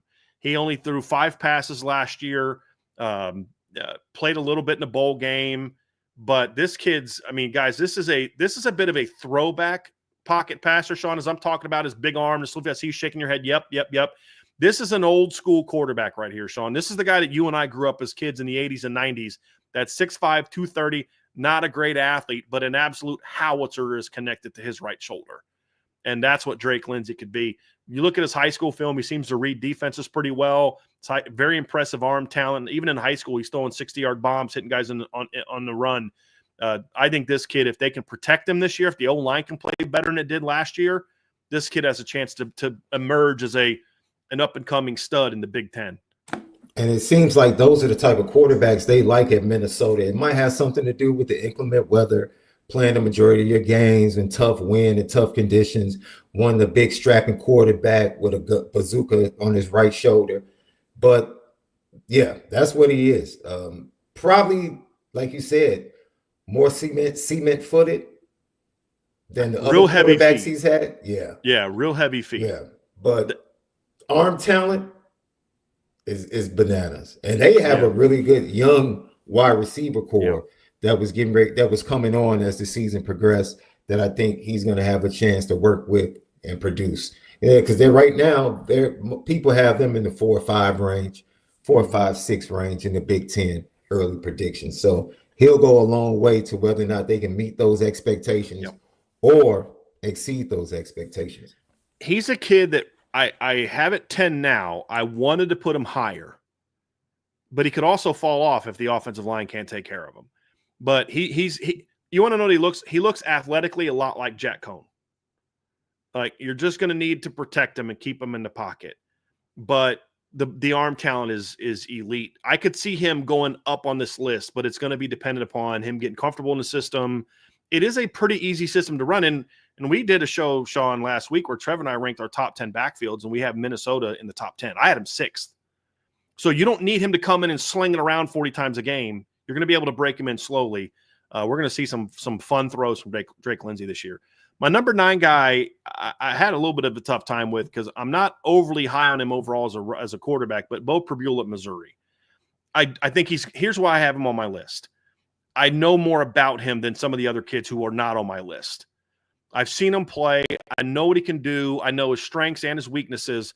And I think he's playing in a system at Missouri that's going to be favorable to his skill set. And so I have him on this list. If he was going to change this list, I would assume he goes down. And there's about 4 or 5 other young kids that I just couldn't put on this list because I was a little uncertain of where they are. But I do think Bo Prabula brings an element that Missouri would like to have. We saw him with the quarterback they had the last couple of years with Cook. They would have him run. I think Bo Prabula is a much better runner than the kid they had the last couple of years. I just think that Brady Cook, but I think that the question for Bo Prabula and where he's going to kind of answer some of if he's going to be as good as people think he is and not what I think he is, he's got to become a better passer. But when I look at Missouri and what they tried to do the last couple of years with Brady Cook, they tried to run him more. He just wasn't like an elite athlete. I think Bo Prabula can fit that system very well. Like, if Notre Dame was looking for the next Riley Leonard and they didn't really care about someone developing as a passer, I'd say this is a kid you should look at. But because we know he can run. He ran for 242 yards last year, 6.4 yards per carry. Ran for 329, 5.9 yards per carry, and 6 touchdowns a year before. My question is, though, what kind of passer is he? And that's what it's going to kind of come down to. Last year he played the most he played against was Wisconsin. He went 11 of 13, threw for 98 yards and a touchdown. After that, his next highest attempts was 9. He went 6 of 9 against Kent State with a touchdown, 83 yards, a touchdown, and a pick. He hasn't done anything other than really mop-up duty in his career. And outside of Wisconsin last year, and he struggled to throw the ball down the field against Wisconsin. I mean, the numbers look good. He went 11 of 13, but it was all quick stuff, and just didn't show. So can he learn that? We'll find out. But he's at the very least going to bring you a dynamic running aspect to this. If he can throw the ball effectively, doesn't have to be a great thrower, but just effectively, then he could go up this list. Really good physical skills. Like you said, the fit of what he can do and how it fits into what they asked Brady Cook to do, and that he has better physical attributes, can probably be more impactful in the run game with Missouri. I do wonder about the transition and whether or not his passing game, specifically vertically, can improve and be impactful for Missouri, especially against SEC defenses that will shrink you. If that's all you can do is the short to intermediate, eventually, they'll take the running game away from you as the quarterback keep. So what's going to be his counter? What's going to be his answer? And I'm going to be patient with him because I believe any quarterback transferring into a different system, a different situation, no matter the fit, it takes that second year before you really start to see the full manifestation of who they are in that system. And so my expectation would be Bo Prabula, year 2 in Missouri, is probably going to be a far better quarterback than Bo Prabula in year 1. That's my prediction. So I'm not going to just say what he can't be in year 1, but I think he's going to be a better version of himself in the second year in the system at Missouri. So there's 2 guys on my list, or 2 teams on my list that have a quarterback that Notre Dame is going to face this year. And the first one comes up here in my number 8 spot, guys, and that is Ryan Brown from Purdue. I think one of the things that got Ryan Walters, there's a lot of things that got Ryan Walters fired. One of the things that got him fired was not being smart enough to make a coaching change in the middle of the season. Purdue is 1-4. They got blown out by Notre Dame. They got blown out by Oregon State, got whooped by Nebraska, and got blown out by Wisconsin. The next week, I think it was related to an injury to Hudson Card, but they started Ryan Brown, or Ryan Brown played the majority of that game. He goes 18 of 26 for 297 yards, 3 touchdowns against Illinois in a game that they lost 50-49. In that game, he also rushed for 118 yards. And they did not ride him the rest of the year. He was not as good the next week against Oregon. Did play the next week against Oregon with 9 of 19 for 93 yards, rushed for 48 yards. But the writing was on the wall, guys. Hudson Card was not the fit for you. Your team around him was bad. You had a kid that could run, a kid that could throw, and I understand why Ryan Brown transferred in the offseason. Then he came back, and he performed pretty well. So this is a first-year starter that I think with the new offense, new players around him, is a guy to watch because he can run. He's a guy that can do damage with his legs. He doesn't have to just sit in the pocket. I don't know about the talent around him, but I think this kid's got a chance to be a pretty good quarterback this season for Purdue. Not like an all Big Ten guy, but you look at it and you're like, why was Purdue more improved this year? Well, they had that kid over there making plays at quarterback and Ryan Brown. If you go back and just watch the game against Illinois, you're thinking, boy, Purdue's got a pretty good quarterback. And then you realize that's not their starter. You're like, oh, that was probably a mistake. Like, who was their starter? Like Drew Brees' kid? Like, I mean, I just never understood why he did that, Sean, and I think it cost him. And fortunately, they were able to get him back from North Carolina this spring. Because it was weird. He transferred to North Carolina in January, and then the coaching change happened, and then he transfers back to Purdue in the spring. And I think that was huge for Purdue to get him back. Yeah, it's just funny that you being my guide, you would reference a game that had me throwing many things at the TV screen. Because I'm expecting, I watched them get killed by Notre Dame. They're facing my Illini, and I'm sitting there and I'm saying, who in the heck is this dude? What? Why can't we tackle him? Tackle him. What is going on? Why is he hitting? Why are these people open? And all of a sudden, they just look like a totally different team. They still couldn't stop a cold on defense. So that wasn't different. But all of a sudden, this Purdue offense and the talent they had a great tight end. They had a really solid group of running backs. And all of a sudden, they were looking good because this kid and his talents and his moxie. This is a tough kid, man, with great moxie. I can't tell you how many 3rd and 7 or more moments he converted to extend drives, and the way he was solid in the red zone. Like, they lost that game because of a 2-point conversion. What? They lost that game because Illinois converted and they didn't. And the game was finally over and I could just exhale. But he gave me one of the worst college football viewing experiences I've had as an Illinois fan. It was just like, who is this kid? They went and got him off the street.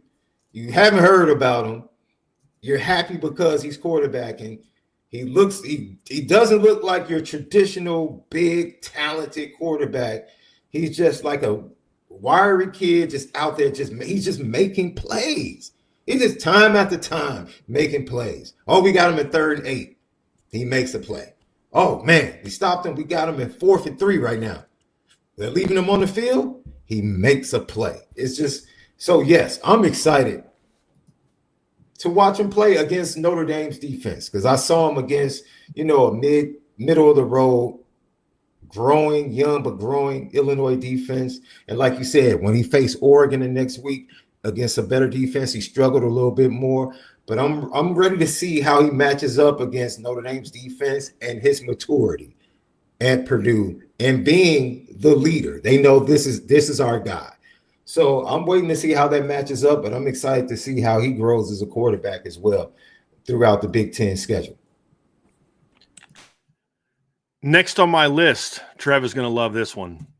I got whoever wins the battle at Syracuse, and it's between Steve Angeli and Ricky Collins. And look, I like both of those players. I think Steve Angeli's a veteran, tough kid, great leader. Sean, you mentioned the word moxie. He has a lot of moxie. I don't think Steve has elite arm talent. That's why he was never going to start at Notre Dame. But he showed in a bowl game against Oregon State that this is a kid that is a Division I, Power 5 starting quarterback. And then Ricky Collins, I think, has more physical tools. I think Ricky has a great arm, and he's a good athlete. I loved him out of high school. Notre Dame actually recruited him for a little bit, and then they settled in. They ended up getting Kenny Minchie in that class. So it worked out pretty well. They focused on Dante. And then by that point in time, Ricky was kind of off the board. Then when Tommy Rees also loved Kenny Minchie, so they went to him. And then the kid that was looking at Oregon, and Kenny wasn't interested. And then Kenny eventually came back to Notre Dame and up in the class. But so Notre Dame got a heck of a quarterback. But I loved Ricky coming out of high school in Louisiana. Went to LSU, was never really going to get a shot there. Transferred to Syracuse this offseason. Got hurt, I think in the spring game or late in the spring, hurt his hand. So I don't know if that factored into the decision. But basically, those two kids are going to battle for the job, and whoever wins it, I think, is going to have a really good year because, number one, it's a system generated towards the quarterback putting up a lot of numbers. That's just the reality of it. And while I don't think they're going to be as talented as they were last year, they're still going to have solid, good talent around them. They've got a receiver that was, I think, 4th or 5th on the team last year that was a big play guy that's going to kind of step up into a bigger role. You got Jonte Cook transferring in. So there's a lot of guys on there, but when I look at this group, I think these guys at Syracuse are going to have a shot to be productive, and I do think Trev. I just have a hard time thinking Angeli transferred there if he didn't have a pretty good idea he was going to start. But if he does start, great. If Ricky eventually comes in, or vice versa, or if one of these guys just wins a job and has the job, I think they're going to perform. I think they're going to put up numbers. I don't know how good the team is going to be. But these guys are going to be solid quarterbacks no matter who starts. So that's why I have, Trev, I have Angeli and Ricky Collins on my list. I just think the system alone is going to allow them to produce. But I also think both of these kids have, because it's not just about numbers, I think both these kids have some level of ability as well. Oh, yeah, and to your point, we've seen what Steve Angeli can do in big game situations as well. And I think him going to an offensive system like Syracuse is going to help him put up a lot of numbers. I don't know if Syracuse is going to be a playoff team, let alone an ACC championship contender team, but the quarterback's going to put up a lot of numbers. And Steve is a quarterback that has the tools to do that in the right system, for sure. So totally understand why they're on the list. And then Ricky Collins, again, super high ceiling kid. I'm with you. I got to imagine that Steve would have some grasp on his level of ability to win this competition before leaving a quarterback room with an ongoing competition and then transferring to another school to be a part of another quarterback competition. So, yeah, I get it.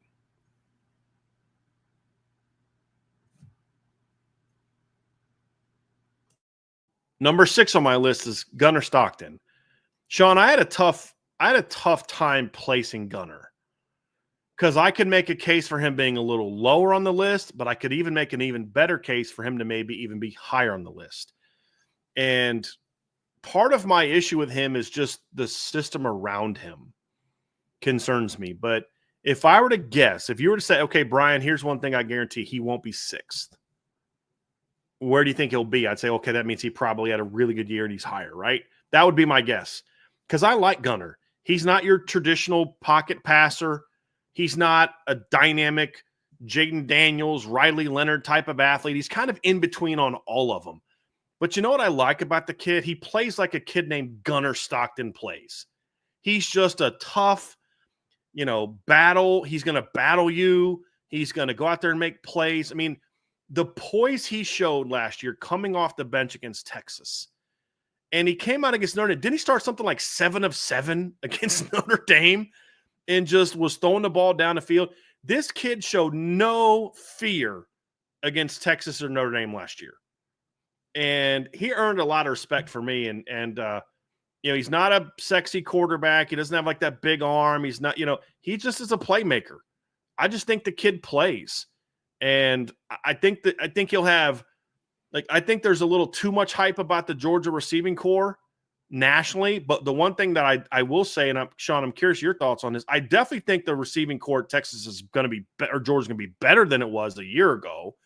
I still don't think it's going to be elite. You get Dylan Bell coming back. You had Noah Thomas. You've got Zachariah Branch, who's a good player, but maybe not the elite player people thought he was going to be. But you also have one of the best tight end tandems coming back in college football too.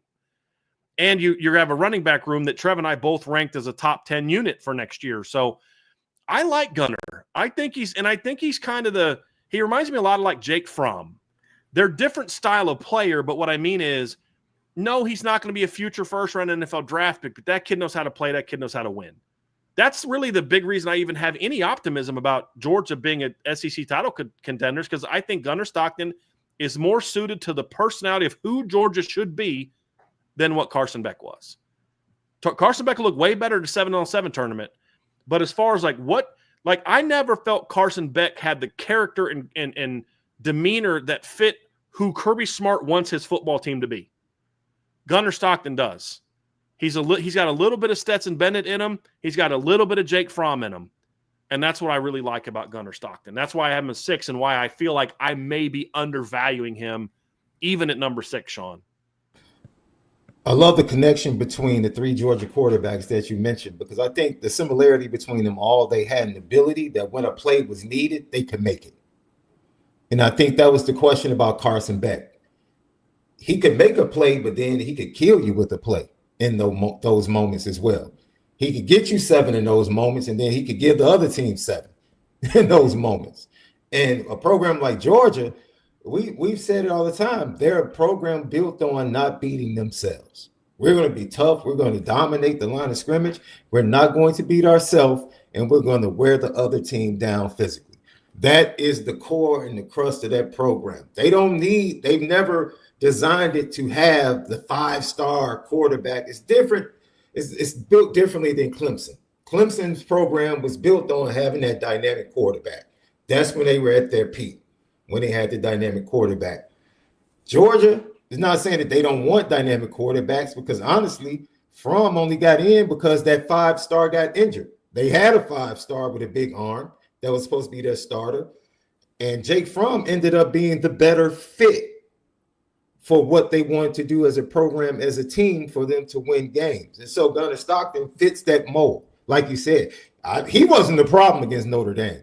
No, from how I viewed the game, he wasn't the problem. There are a lot of other problems on that offensive front. There were bigger issues than Gunner Stockton. And so I think there is a step back in a familiarity for that staff to have a guy like Gunner Stockton at the helm. I want to see what type of leader he is.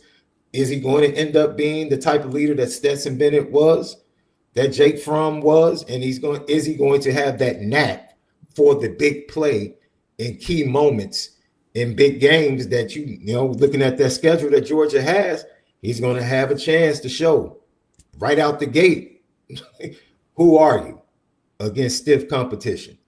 And so I think he could definitely climb the list and be higher up. I think because you don't know in certain areas, it's fair to have him at 6 right now. That's fair. And Mike, the 5 guys that are going to be on my list ahead of him, I have way more confidence in all of their offensive coordinators compared to where Gunner Stockton is going to be. Agreed. But to your point, though, Brian, about the fit at quarterback, Jake Fromm and Stetson Bennett, those 2 guys were gamers. I mean, look, Jim Chaney was the offensive coordinator at Georgia when Jake Fromm exploded onto the scene in 2017. It wasn't, it wasn't Todd Monken. And so I agree with some of the issues of Mike Bobo and how he calls his offense. But I think sometimes when under Kirby's regime, when they don't have a 5-star caliber quarterback to rely on, and their hands are forced a little bit, that's kind of when Kirby Smart's coaching genius comes out. I mean, people forget Justin Fields was also at Georgia too. Highly touted recruit. Never got onto the field. He transferred except on a stupid fake punt in the SEC title game. Yeah, that don't know where that one came from. Don't know where that one came from. But I think second worst special teams call of the year. The other one being the fake punt that Nick Saban did against Clemson, where he freaking snapped the ball and gave it to his punter or his kicker to run through the line and get killed by Christian Wilkins. Yeah. Sorry. Continue, Trev. No, I'll never get over those two terrible special teams calls in big moments. But please continue. No, you're spot on. Those were rough. But on in Georgia's run, and it's been at the heels of gamer-like quarterbacks. And what I saw from Gunnar Stockton in the Sugar Bowl was a young kid with very little experience that did not flinch. Yeah. Georgia did not lose that game because of Gunnar Stockton. I'll tell you that right now. And that's where he earned my respect. He should not have been asked to lead them down the field against Notre Dame with less than a minute left in the game and in the half. Like this. Yeah, I mean, more experience, I think he'll have more awareness of that pressure. But like that was a high backside pressure. Most quarterbacks are not going to see that. Yes, his internal clock maybe in that situation should have been a little bit faster. That's where experience comes. But you don't put a kid like that when you're only down 6-3. You don't put a kid like that, a kid like in a situation like that in his first real start in the Sugar Bowl against the best pass defense in college football. You just don't do it. So to your point, that's not on Gunnar Stockton. And he was the reason it was even a game. I mean, some of the downfield throws he made, including the bomb that the one guy dropped.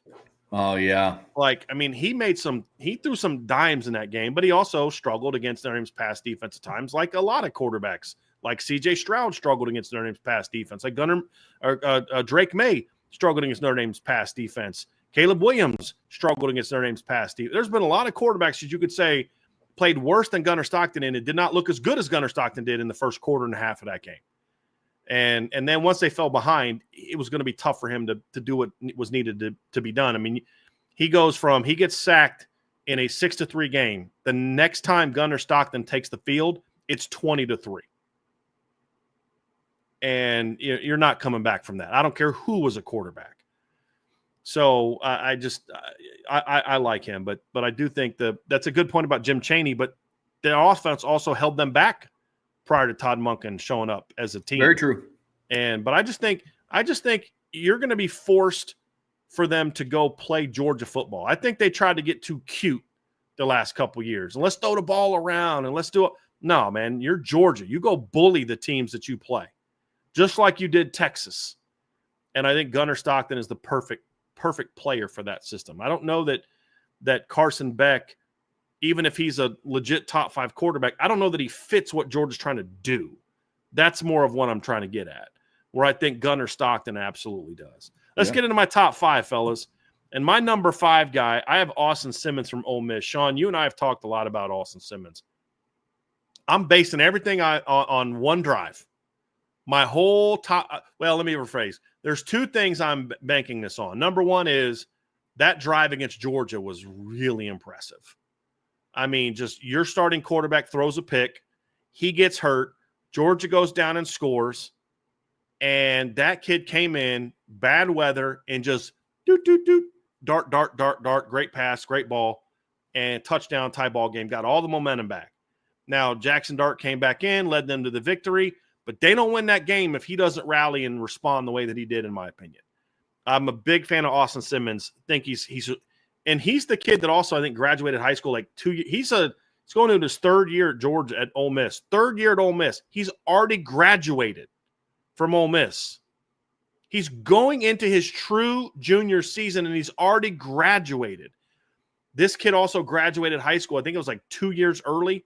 This is an incredibly smart young man. I think he shows some football smarts as well. I don't think he's an elite talent, but I think he's got enough talent, moxie, intelligence in a system run by Lane Kiffin and Charlie Weiss Jr. that I think this kid's going to be a really good college quarterback. Now, I don't know how sold Ole Miss is on him being great. That's why they went out and got some guys. But I think if they're able to have a little bit of patience with this kid, I think he's got a chance to be a really good quarterback. Really good quarterback.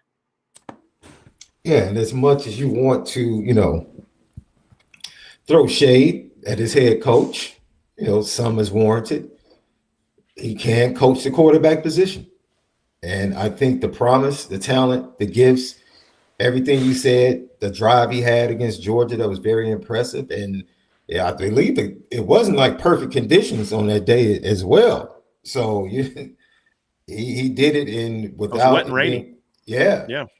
So I would actually have him higher on my list, but you had him third, Sean. Yeah, I had him third on my list. Yeah. And that's because I think he's more of a known commodity. Mm-hmm.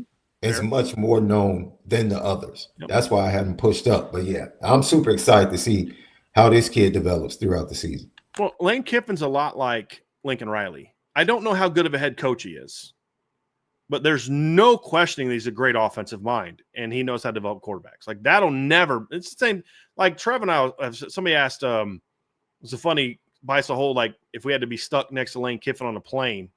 Like, well, as long as he's want to talk ball, I think that'd be a great 3-hour plane ride, because, like, that guy's wicked smart when it comes to offensive football. I just don't think he's a great head coach. Lane Kiffin's the same way.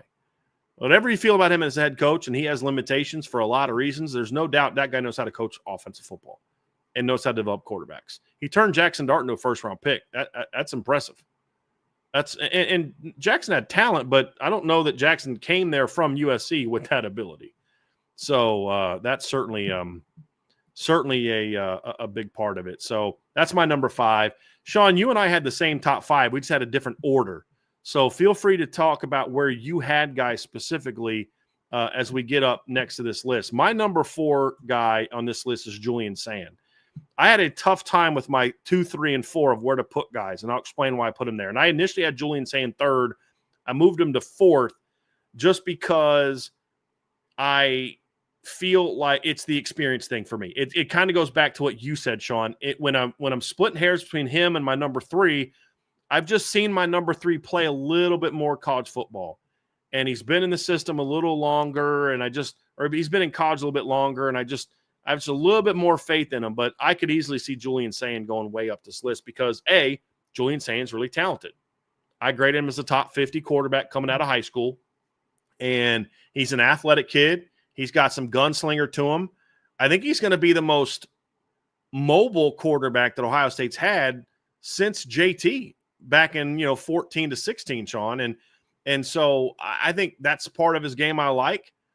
I think he brings that to the table in a way that I really think is going to benefit them. I'm sorry, Justin Fields. I keep forgetting about the Justin Fields era. Sorry. I don't know why I always forget about Justin Fields, because I still think of him as a Georgia guy. But him and Justin Fields are much more mobile than the guys around them. I'll say that. But I think he's got a live arm. He's got a little bit of gunslinger to him, which I think he'll need with this offense. My question is, it's the same thing that I have with some others. I hasn't played a lot of football, and neither is a couple other guys on this list. But I just think those other guys have a little bit more talent. But Sean, you and I had the same guys in 2 to 5, different order. You had Julian Sand number 2, which I'll have you talk about in a second. But I just like the other guys a little bit better at number 2. And then my number 3, it is the experience thing. And that guy, and the thing I like about Julian Sand is he's going to have a great talent to throw to, but so will my number 3 guy, so will my number 2 guys. So that doesn't quite separate it enough. And I have bigger question marks about Julian Sand's offensive line than I do about the other offensive lines, because they're relying on some portal guys, and they could end up having a really good offensive line, but it's just a little bit of a question mark. And I think the other 2 guys are going to have a little bit better running games to protect them. And that's a part of it as well. But it's splitting hairs with my 2 to 5, my 2 to 4, my 2 to 5. It's splitting hairs. And so I have Julian Sand 4. Anyone's shade should be higher. Not going to argue with you. But I'll explain my reasons why other guys are higher. But I think Julian Sand is going to have a very good year for Ohio State. And he's the reason why, if it wasn't for his presence, I might have dropped Ohio State out of my preseason number 1, because I have you're the champs until somebody beats you, unless you go through an abnormal offseason like Michigan did in 2023, like LSU did in 2019. If they didn't have a guy like Julian Sand at quarterback, I might be more prone to say they lost too much. But I just think this kid, with his gunslinger mentality, having the players he's going to throw to, system's not changing, he's going to be a really, really good quarterback this year. Yeah, I think we just look at track record. Like you said, you're splitting hairs. with this top four, and you're talking about lack of experience and not really a lot of sample size to look at. But I'm going to say, for me, and I've shared a little bit with you, Julian saying is someone that I do have some inside information, like, okay, what's going on? How's he looking? And I can say this, his wide receivers love him. His wide receivers love him. So for me, that's why he got bumped up my list to number 2, because of that information that I have that his wide receivers love him. I'm like, okay, I'm going to put him at 2. And so my expectations are, that of CJ Stroud, that in that system, because of the talent, there will be points, there will be production, but you will at the same time see the struggles. You will see the young the characteristically young turnovers and young mistakes. You're going to see that until he, eliminates those mistakes towards the end of the year, and I'm sure he'll be a much better quarterback and leader. But I do think, like you said, he benefits. And you mentioned that your 1, 2, and 3 have help as well. So, we're really just splitting hairs at this point. It's just the information that I have on him that allowed me to say, you know what, I'll put him at number 2 because I don't have as much information on the others. So for me, Sean, when I look at my number 3 or my number 4 and my number 3, I think my number 4 guy, Julian Sain, is more talented than my number 3 guy, Ty Simpson. And I think Ty Simpson is going to win that Alabama job. If he doesn't, and it's Austin Mack, I would probably move Austin Mack down a little bit, even though I think Austin Mack is more talented. I think Julian Sain just has the experience advantage. Not that Julian Sain's played Ty Simpson has played a ton of football. He has played he's been a backup.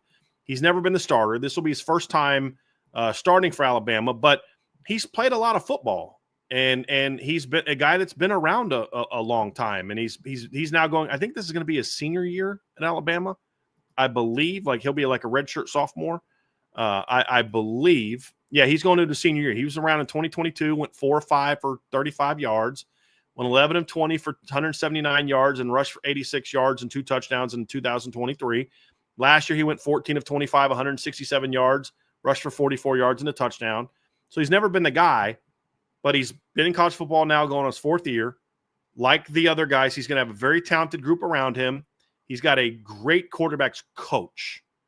And I know, like, you talk about the track record of Ryan Day. Well, the guy down in Tuscaloosa has got a pretty darn good track record as well with quarterbacks like Ty Simpson. And so I think he's going to be a much better fit for that system than what we saw last year. And when you talk about receiving cores, guys, Ohio State's got the number 1 receiving core in college football. I don't know that that's debatable. I don't think it's debatable. Alabama's really good as well. Not just because of Ryan Williams, and they got Jeremy Bernard coming back. But, Trev, how many times have you and I talked about how big of a pickup Isaiah Horton was? Oh, yeah. Ty Simpson is going to be by far the lowest NFL caliber player on this list. But as far as he's a coach's kid. His dad's, I think, a high school football coach. I think he was his high school football coach, if I remember correctly. Wicked smart kid. He's the perfect trigger man, in my opinion, for Kalen DeBoer's offense. And when you put the talent around him, have a pretty good offensive line, good run game, I think Ty Simpson's going to have a really good year for Alabama. Julian Sain's got more NFL potential, more upside, but there's also a lot of gap in between just time in college football and experience between the two, and that's why I have Ty Simpson 3rd. And it's not like his talent around him is mediocre. You know what I'm saying? It's pretty good as well. So that's why, Trev, I have Ty Simpson number 3. Well, I get that completely. I mean, we've talked a lot about whatever quarterback is going to start down in Tuscaloosa this season, there's going to be a bump in production, specifically in the passing game. That, combined with them getting Grubbs back, their offensive coordinator, is going to be a huge move as well. But I like what Ty Simpson's going to be able to do in that offense. Whoever it is going to fit what Kalen DeBoer wants to do. You combine that with the talent they have on the perimeter. Yeah, I get that completely. My number 2 guy, Sean, you had the Alabama winner 5. And I had Alabama 5, yeah. If Austin Mack wins the job, I probably move him down to 5 because I think there's going to be more up and down. I think Austin Mack's very talented, but he's also very inexperienced. And so I see him moving around. But again, same top 5. It's splitting hairs a lot. My number 2 is whoever wins the battle at Notre Dame. I have CJ Carr projected to win that battle. The reason I have both of them on there is because I think CJ is going to win the battle, and I think CJ is going to have a great year. If Kenny Minchey starts at Notre Dame, barring injury, even if it's an injury, Kenny Minchey can be great at Notre Dame. But if CJ doesn't get hurt and Kenny starts, what does it say about how good Kenny Minchey is going to be this year? And I think you talk about confidence around him. I've talked to a lot of people at Notre Dame, and they have very much a I don't care mentality about who starts the court. I mean, some guys have, I like CJ, I like Kenny, but there's a lot of I like him, but. And either one of these two kids is going to step into a situation where you have arguably one of the best offensive lines in college football. You've got an offensive coordinator who has had great success with first-time starters and first-year starters. When you go back and look at the jump they made in year 2 of his system, but year 1 with Desmond Ridder as a redshirt freshman. You look at what he did with Malik Zaire and Deshaun Kaiser in 2015 at Notre Dame. And you look at just how good his offenses have been in year 2 with one of the best offensive lines in college football, with the best backfield in college football, and with a very underrated, in my opinion, top 10 receiving core around him, and they're great on defense. And so I think that the Notre Dame quarterback, combined with the fact those kids have a lot of talent, I have them number 2. I don't know that their production in the pass game is going to be good as 3 and 4, but I think playmaking ability, talent, and just ability to win games is every bit as good as those other guys. But since I ranked CJ higher than Julian coming out of high school, and I have no reason to change that now, they both have great talent around them. Notre Dame has a better backfield. Ohio State has a better receiving core. Notre Dame has a better offensive line. Ohio State has a deeper tight end room, a more proven tight end room. Notre Dame might have a more talented start. There's a lot of it's a wash debates when it comes to the talent around him. I just always had CJ higher than Julian saying. And that's really what it comes down to. And I think they're going to produce at a high level. But as I said before, a lot of this, Sean, is splitting hairs. I know you had them 4 in this conversation, but there's no doubt that whoever wins this job is going to be expected to be a big-time player, and I fully expect them to do just that. Yeah, I had them at 4 because I felt like I had actually seen Austin Simmons, known commodity. And I was comfortable with that. Totally fair. Absolutely. I had Julian saying because of information I received and the buzz that was coming when they were preparing for the playoffs. Like there was buzz about what Julian saying was doing in playoff practices, just like similar to what you heard about CJ Carr when he got on campus and he was practicing, and he's throwing 12 passes. Yeah. We've actually seen him throw a pass in college football. Yeah. So, that's why I had those guys bumped up. They were 2 and 3 for me. And then I had Notre Dame at 4. And then I had the Alabama situation at 5. Mm-hmm. Yep. And here's the part that, well, let's talk about this after we're done here with this last part. But last one is Arch Manning, number 1. And I think here's a lot of reasons why Arch is number 1. I could argue that I like this guy a little bit more talented. I like this guy's a little bit more talented. They're all debatable. Arch coming out of high school, for me, was a top 50 caliber player. I always thought he, 5-star. I don't know about all that, but definitely top 50 caliber player. Had some things he needed to improve upon and work on. And I think going to Texas was one of the best things that Arch ever decided to do. Because what it allowed him to do is, if you guys think about how much hype he has gotten in the last 2 years as the backup, imagine what it would have been if he had to start somewhere as a true freshman or as a true sophomore. So I think going to Texas was a smart decision, on top of the fact that he's going to play for a great offensive mind in Steve Sarkisian. And that's the thing about 1, 2, 3, 4, and 5. The one thing about all these kids they're all playing for great offensive coordinators. There's no doubt about that. Arch, the difference with Arch is it's the experience level. That's really what it comes down to for me. You talk, Sean, about, you've seen Austin Simmons play. You've seen Julian Sain play a little bit more than CJ Carr, Kenny Minchey. And that's all fine. And we can have these conversations about, I get that, but it's not that much more. 12 passes and mop-up duty doesn't mean a whole lot. I could easily say that. But you know what we've seen Arch do? We've seen Arch Manning start 2 football games. And we saw him have some good moments and some of the struggles in those moments.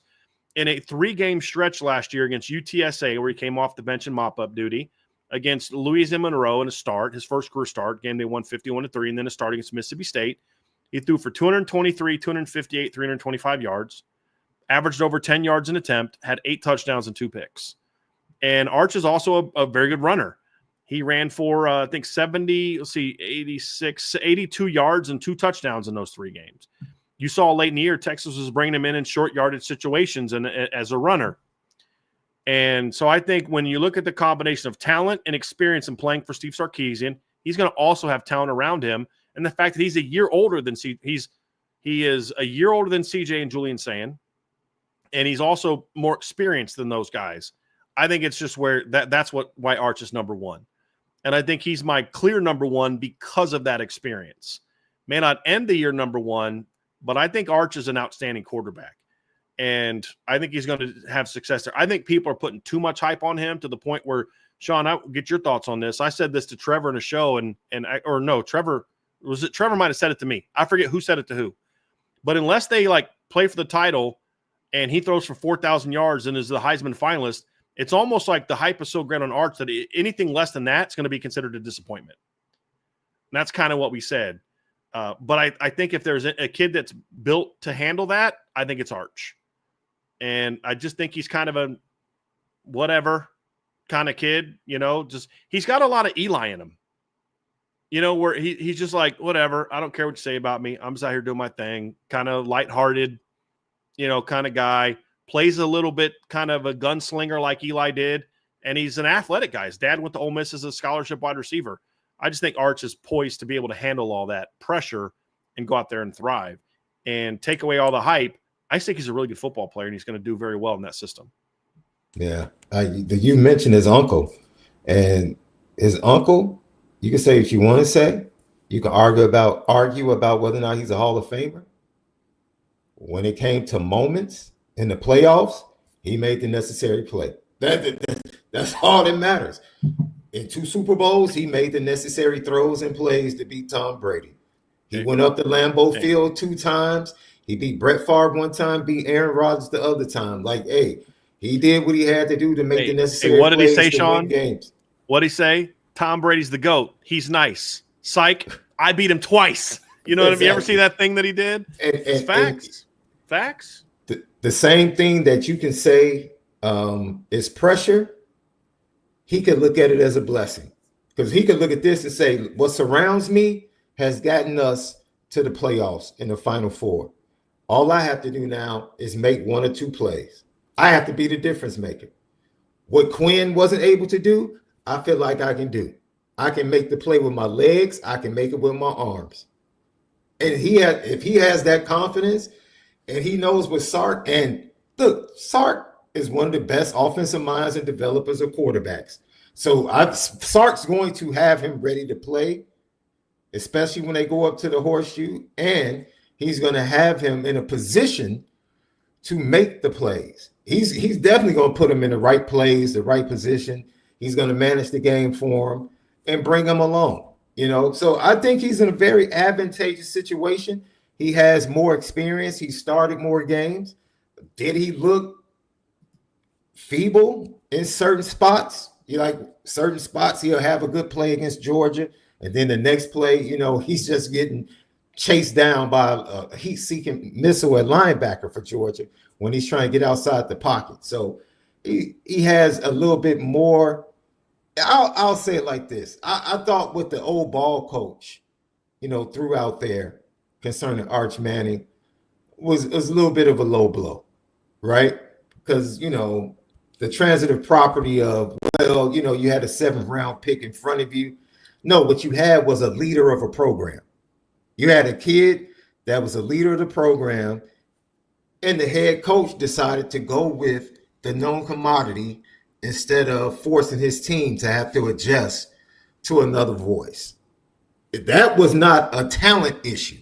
That's not saying that Arch wasn't talented enough to beat out Quinn Ewers. That was Steve Sarkisian looking at the situation and said, you know what?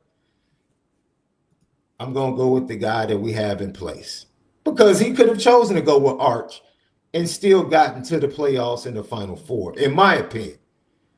I don't think it was a talent issue because I think Arch could have come in and played well, given the opportunity. So I think people are just taking unnecessary shots. Maybe it's the name attached to him. Brian, you and I were both, when he was coming out, we felt like, all right, he's getting an extra bump. If we sit here and watch the film, he's not really he hasn't shown on film where they're ranking him. So maybe he is getting a little extra bump from the name and the attention. That's fine and dandy. But right now he's at a point where, he just has to go on the field and show it. Like, right. There's really nothing else to say. Because like, there's two types of overrated, Sean. There's overrated that says you're not very good, but everybody says you are. And then there's overrated where I think you're really good. I just don't think you're number one. Like, if Trevor, if you say, okay, Penn State's my number one team in the country, and I have them 5, I can say, I think you're overrating Penn State. Doesn't mean I think they suck and they shouldn't belong in the top 25, right? And that's how I felt about Arch. I thought he got the bump in that he was a top 5 player. Some people had him number 1. I didn't think he was that. I thought his game was a little raw. He was he wasn't like Peyton. He was more like Eli. Eli, remember, redshirted as a freshman at Ole Miss and, needed to improve his accuracy and decision-making. I remember watching Keon Keeley just eat his lunch in a game when he was a junior. And I said, boy, he's got a lot of tools, but the talent was always there. I had him as a top 50 player. That's still really good. Really good. And now he's a junior. And I think he's going to be pretty good. I just think people are putting way too much on this kid, like number 1 overall draft pick. And maybe he turns out to be that. He could turn out – he's a Manning. The track record of being the number 1 draft pick is pretty good for Manning quarterbacks. Aren't they batting 1,000? Like, wasn't Archie also the number 1 overall pick in the draft, I believe? Let me look this up real quick. I thought Archie was also number 1. Yeah, no, he's a number 2 pick. So the lowest drafted Manning quarterback out of 3 is number 2 overall. That's Papa. Now you got the 2 sons. Now you got one of the grandkids. He's a talented quarterback, and I think people are just put too much on him too early. Just let the kid go play. But like the others guys, he's going to have a pretty good supporting cast around him. If he wasn't as experienced as he was, the one thing that would have given me pause, I do have questions about Texas's offensive line. That is the one thing that gives me pause, but his experience gap is such that I don't think it's enough to overcome for the other guys in the ranking process. That's what I'm at. I think the thing that gets overlooked way too much with Arch Manning is he was a redshirt freshman last year. Like, maybe there were just situations that he wasn't ready to play in yet. I'm sympathetic to that fact. I think people get tied up into his last name's Manning. Agreed. And this isn't Peyton Manning from the 90s that's sitting behind Quinn Ewers. Right. It's a redshirt freshman. Yes, some of his performance in meaningful minutes, I'll give it to him. He played against Georgia. Against Ohio State, he played all snap. Against Georgia in the SEC championship game, he played 2 snaps.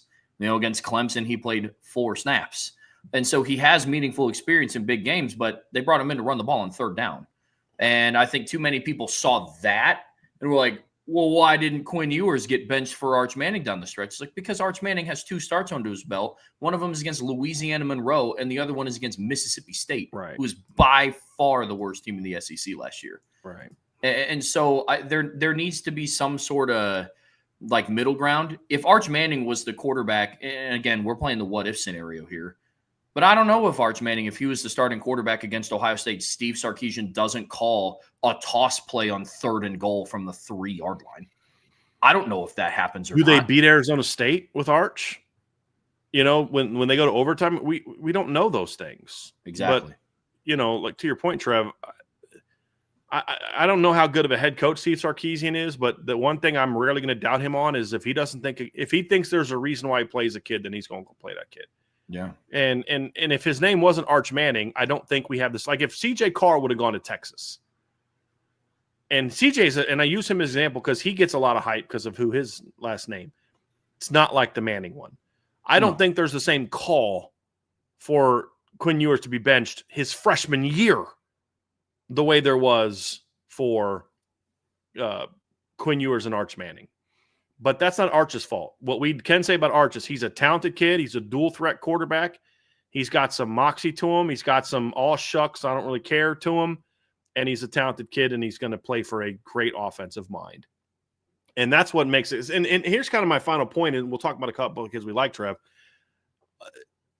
We had a list of top 10 quarterbacks, and only one of these guys was on there, and that's Arch. Actually, do we have Arch on there? I don't know that I had Arch on mine. I didn't have him on my top 10 quarterbacks. I don't think you did either. But because I need to see it with him. I need to see it with CJ and Kenny. I need to see it with Ty Simpson. I need to see it with Julian Sain and Austin Simmons.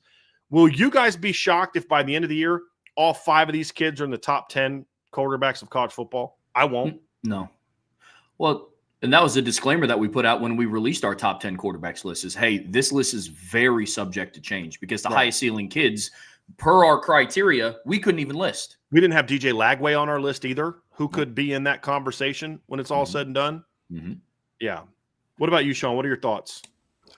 I'm going to go ahead and say 3 of the 5 that are not Arch Manning. 3 of the 4 that are not Arch Manning on this list will be in the top 10. Yeah. It's a good bet. Yeah. And I think you could look at this. I feel good right about that. You could look at this right here too, Sean, and say like, maybe Gunnar Stockton's in there by the end of the year too. Yeah. So, well, I mean, the Syracuse quarterback, just because of the system, will have numbers. Right. Sure. Yeah. Yeah. Well, before we wrap this up, guys, I did want to talk about a couple other guys we had on our list, Sean. I know there are some guys you had on your list that kind of weren't in our IB top 10. We'll talk about them. And then a couple other guys I considered, Trev, maybe a couple that you have on your mind. One guy that we didn't consider for the list, I didn't consider my list, is just because I don't know that he's going to start the season as a starter, is Bryce Underwood. And I just think Michigan is going to do with him, and I think they should do with him, what Clemson did with Trevor Lawrence, which is bring him along gradually. Let the other kids start, take the arrows, bring him in sort of a, third series, give him a chance, then bring him off, take the pressure off of him. And then by game 5 of Trevor's freshman year, they turned the keys over to him. And then the rest is history for them. I would do something like that with Bryce. But it could just get to the point where in fall camp, he's just so good that you just have to play him over Mikey Keene.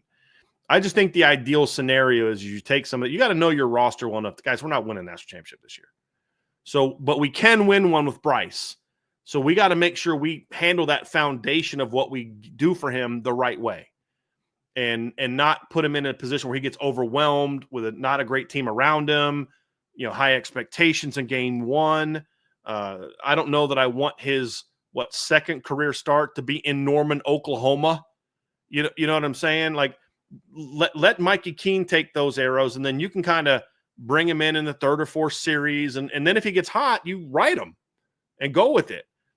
So that's why I don't have him in my top 10. But if he starts day 1, he'll most likely be top 10. The other thing that concerns me about Bryce is I just don't like the talent around him at Michigan. Like the supporting cast in the pass game is not going to be that good. It might be a little bit better than last year, but it's not going to be great. And that's a big, you look at some of the guys that like these other guys. I would argue I would take Minnesota's receiving core right now over Michigan, Sean. Like you mentioned Minnesota. Would you trade, if you were Minnesota, would you trade your receiving core for Michigan's? I wouldn't. Maybe Purdue would, but we'll see. But he was one that I didn't consider, Sean. I know you thought about him in yours, but because I don't know he's going to be the starter day 1 is why I left him off. And I hope that Michigan handles him correctly, because I hate when coaches ruin talented young quarterbacks. Like I've said this, if David Carr would have gone somewhere other than Houston, I think he would have had a good NFL career. But you can't throw a kid into a franchise situation. He gets sacked 70 times his rookie year and expect him to just mentally be with it the rest of his career. And we've seen that before. And that's why I hope Michigan handles Bryce Underwood correctly. Because if they handle him correctly, I think and as long as he works, he's going to be a star. He's got unbelievable talent. There's no doubt about it. I will say that I do trust Sharon more in one or two instances, or both instances, actually. I do trust that he's going to do exactly what you said.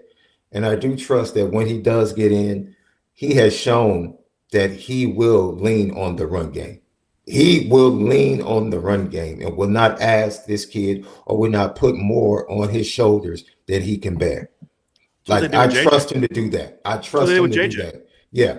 Yeah, so I think they're going to develop him right. I do think he's going to be a superstar. And then one of the other names that we talked about because of recent events that have taken place out in Provo is Jake Retzlaff, who looks like he's going to be transferring from the program because of a possible suspension, and that opens the door for a new starter for BYU and a name that is very familiar to Notre Dame fans because he was recruited by Notre Dame, and that's quarterback Bear Bachmeier. So, we might be watching him as a first-time starter at BYU. So, that's someone that recently, within the last 24 hours, jumps on this list and didn't make the top 10, but that's somebody to discuss. And then because of the parameters, we weren't able to mention guys like Dante Moore and Marcel Reed that, took over for guys last year, but this is their first time as a full-time starter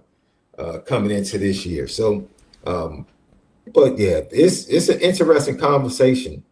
Sean, I am so pissed to myself right now. What's up? I completely forgot a guy that would be in my top 5.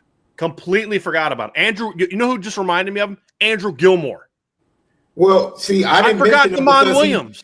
He played last year, but he started the last 2 games. Yeah, that's why I didn't put him on my list because I asked you about the parameters. Yeah, but he only started 2 games. Okay. Right. That's the only reason I didn't put him on the list because he started games last year. He would have been in my top 5 easily. Because Art started 2 games last year. That's true. I completely forgot about he'd be my 5. He's my 5. He was the first name that I wrote down to ask you guys when you were done with the segment when you sent me over your list. And then I was like, you have Bo Prabula in this list and not Damon Williams? I was like, okay. Yeah. Stupid. Like, okay. Stupid. Yeah, see, Brian talked me out of him. When he I didn't, but you never asked me about him. I just gave you criteria. Specifically asked you about him. But once I put Dante out there, and you said, because I said the starts at UCLA. Yeah, but Dante started like half the year. He started 4 games. And then he played like half, and then he got hurt, and then he came back and started another game against Cal late in the year. Yeah. But yeah, Damon Williams would have fit on the criteria. And if I hadn't just completely like I have him on my big list right here. I have this big list right here but then I didn't translate him into my top 10. Just a complete oversight. Dynamic player, threw for over 300 yards in the bowl game against Louisville. Yeah. He'll run for 500-600 yards this year. Short, doesn't fit the prototype, but he's in a system where you look what Noah Fafita did for Arizona 2 years ago. This kid's a better talent than Noah Fafita. So, Andrew, thank you for reminding me of that. I complete 100% oversight. Yeah. Well, here's my questions about Damon. No. You guys know if I remembered that, I would have had him over Bo Prabula on my list. Yeah. Yes, I like Trevor. Like you had Bo Prabula over Damon. I was like, okay. I was like, I'm interested to see where this goes. I thought I respected my boss.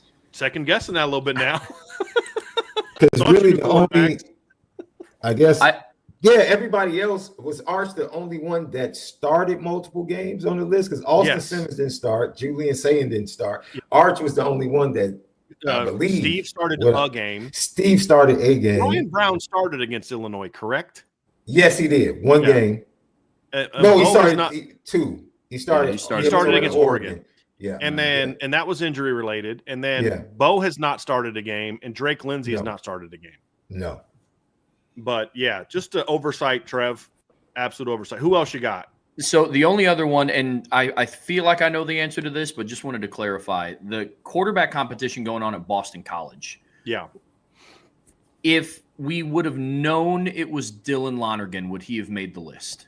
Yes, he would have. Probably. But because it's up in the air between Grayson James or Dylan Lonergan. Okay. And Grayson James played enough last year that I wouldn't have him on my list. Okay. Because he replaced Thomas Castellanos last year as a starter, and he started the last 4 games of the year. I think he had 5 starts last year. And it wasn't a Thomas Castellanos got injured and he stepped in. You could, if you wanted to count Grayson James, you could.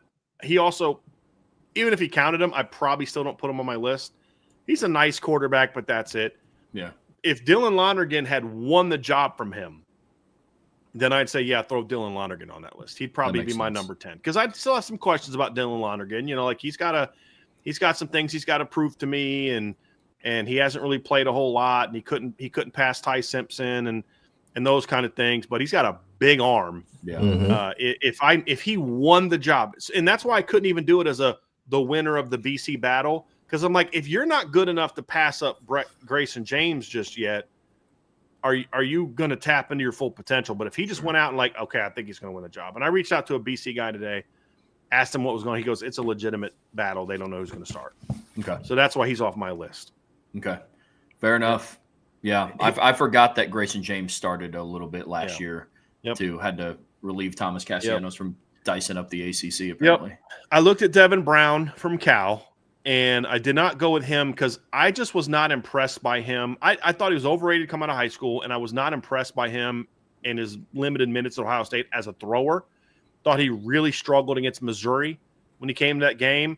He's got a lot to prove to me, and he's also replacing the entire skill positions that they had at Cal last year. Like, not impressed with him, situation around him.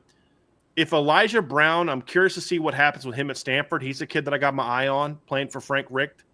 He's going to have a decent running back room. Don't know about the receiving core. O-line could be a mess, but I like Elijah Brown. Here's a kid that I really like, guys. It's never played a down of football that I like a lot. And that's a redshirt freshman at Oklahoma State named Zane Flores. If you go, I think he led his team to a state title. They might have lost the title game, but under 3-star kid, nobody knew about him. Went back and watched this. He beat out some older guys to win the starting job at Oklahoma State this spring. Big arm kid, gunslinger, a little bit of a gunslinger. He's the type of guy that's really thrived under Mike Gundy. I couldn't put him in there because I just know I don't know what he's going to do. I don't love the town around him, but he's a guy that keep an eye on that. If they can put a good system around him, I could see Zane Flores end up being a really good quarterback in his career. I don't know about year one, but there's going to come a time, I will be one to bet, that when we're doing our preseason top 10 quarterback lists, we're going to be talking about Zane Flores. But I just need to see a little something from him. But he's a kid that I'm very intrigued by. He's from, I think, Nebraska.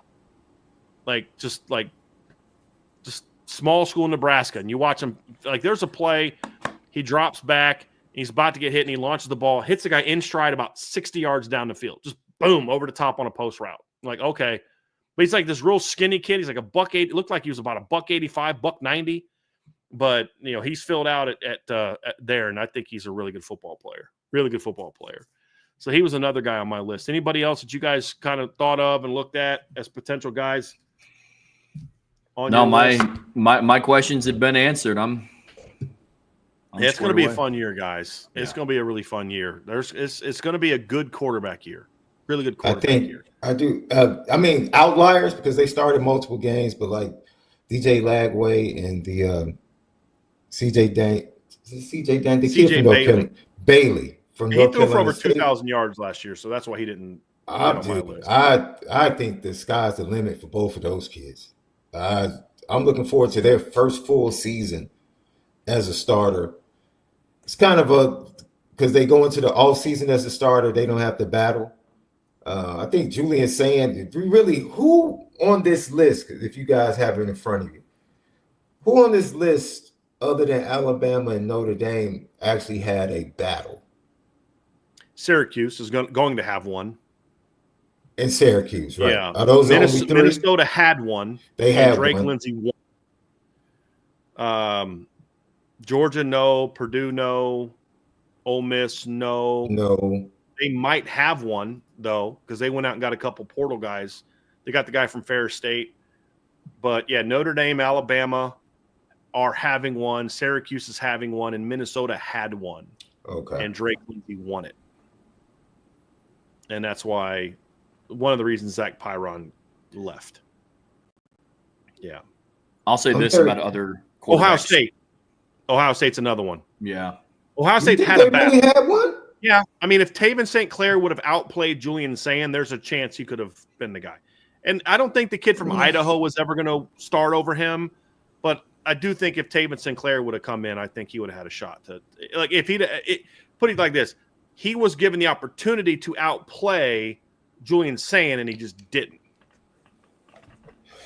I've talked to a couple of Ohio State people. They say that I guess from that now he just Julian. point, yeah. What I was told is Julian thoroughly outplayed him. Yeah.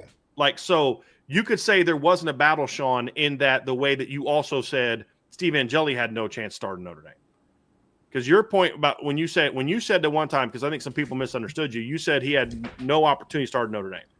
And your comment wasn't that he wasn't given an opportunity. It's his talent was not going to afford him the opportunity to beat out those other two kids. Am I correct in kind of relaying? No, I said he didn't have a shot. You can take it out you want to say. He didn't have a shot against those two kids. He wasn't going to beat those kids out. Not that the Notre Dame coaches didn't give him a shot. And that's kind of how it was at Ohio State. And that's what I'm saying about the Ohio State situation. Yeah. But he got outplayed. Yeah. So, like, Steve was given the opportunity to go battle those guys, but he had no shot to do it. Yeah. And that's how I took from some people I've talked to around the Ohio State program. That's how the battle was Ohio State. If those other two kids would have outplayed Julian Sayin, they would have had a shot, but they didn't. And so I do think he won the job. And I don't know that there was any doubt he was going to win the job. I just think I do think there was a battle. And I think you needed to do that too, Sean, because you needed to see Julian compete. You needed to see him feel like, hey, you better go out there and perform or you're not going to go play. And so I think he's a guy that has a chance to be the player. That's fair. Yeah. Yeah, that's fair. Because, Sean, I think there's a difference between saying nobody was going to beat that guy out and saying there wasn't at least a competition for it. Yeah. And like if Taven St. Clair, who's a 5-star recruit, would have come in and just outplayed Julian Sayin all spring, you don't think he would have got a shot to start? I think he would have. Yeah. I just don't think he was going to come in and outplay Julian Sayin all spring. That's where I'm coming from. I think everybody's different, right? Everybody's different.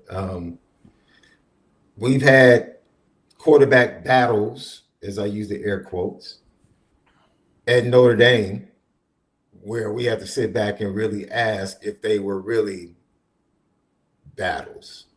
Right. I mean, like they said it was Tyler Buckner versus Jack Cohn.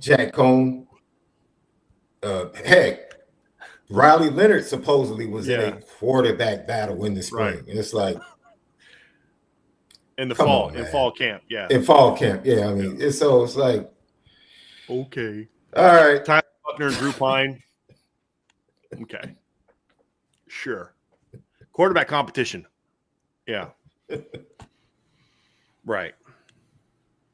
I think the most legitimate of the quarterback battles that is going on right now, I would argue, is the Notre Dame and Alabama ones. Yeah.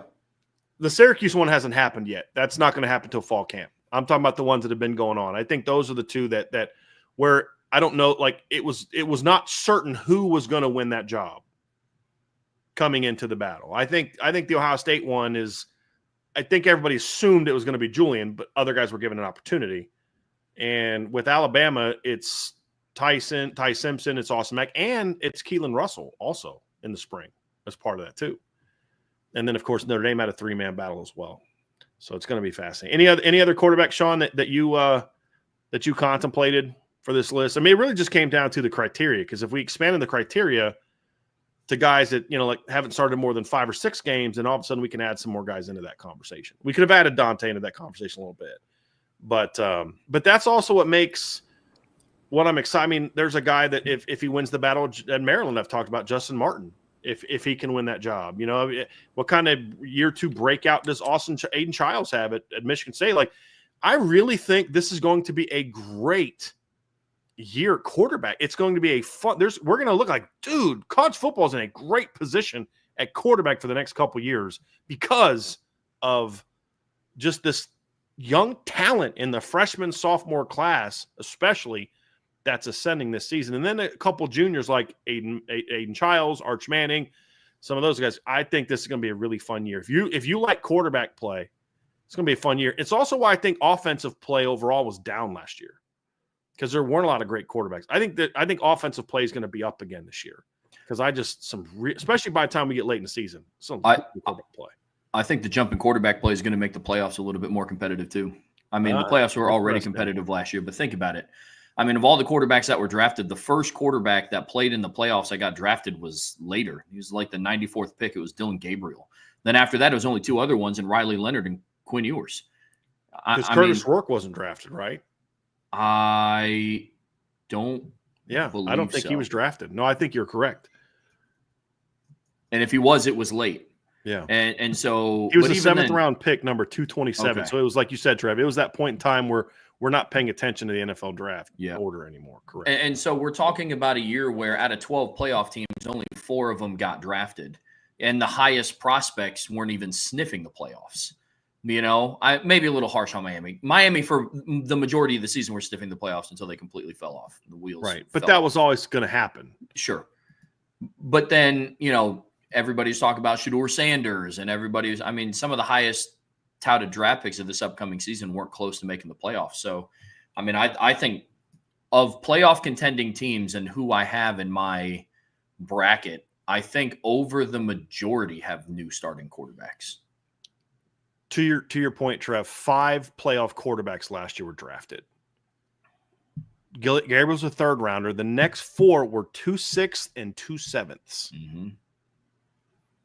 So, and you know, now there's some guys that could maybe get drafted this upcoming year, but they were, you know, some of them were younger guys and things like that. So I just think overall quarterback play is going to be much improved in college football this year. And then part of it too is there was a lot of first year starters last year. Yeah. That people don't know about that are going to be poised, like Josh Hoover from TCU, Spencer Robertson from Baylor. A lot of those guys who were, you know, good first year starters last year that I think are going to take jumps this year. Yeah. And I think it's just going to make for a really fun year in college football. It really, especially if you're someone who likes offense. If you're someone who likes defense, this may not be as much of a fun year for you. Because there's some really good receiving corps and some really good quarterbacks in college football this year. And really good offensive lines. Yeah. Yeah. And sometimes there's some teams that have all of those together.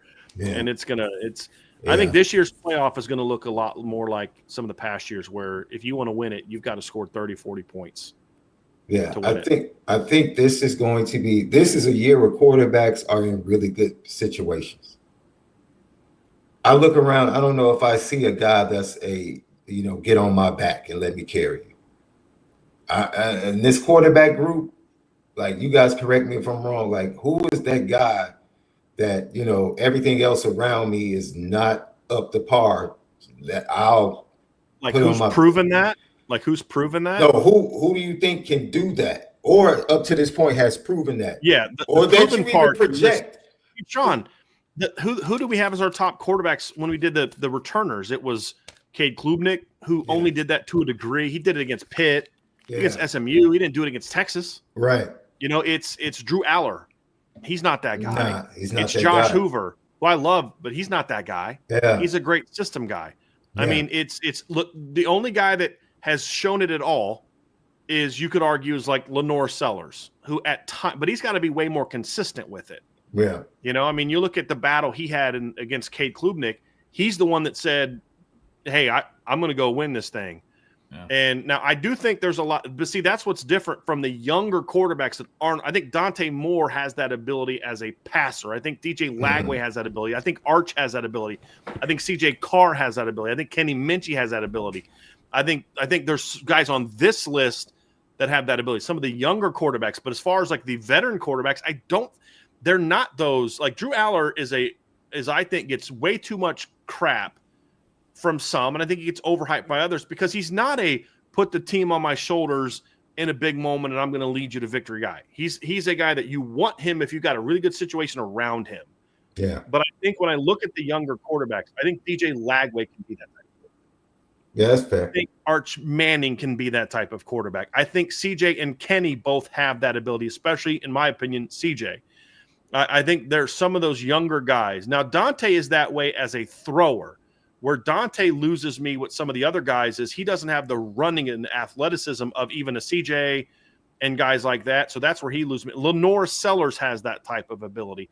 If Garrett Nussmeier can be a better decision maker, he has some of that ability because he can just make ridiculous throws. So, but those guys weren't those guys last year. Yeah. Like really, like Cam Ward was that way because if you take Cam Ward off Miami, they're 8-4, 7-5. Yeah. And Riley Leonard was that way. For Notre Dame, yep. There's going to be a lot more of those guys. Damon Williams is a guy that can be that way. He hasn't shown it yet, but like you go back and watch the bowl game, that was a close game because of Damon Williams. Yeah. and that Louisville defense had no answers for that kid. Yeah. It's just that their defense was even worse.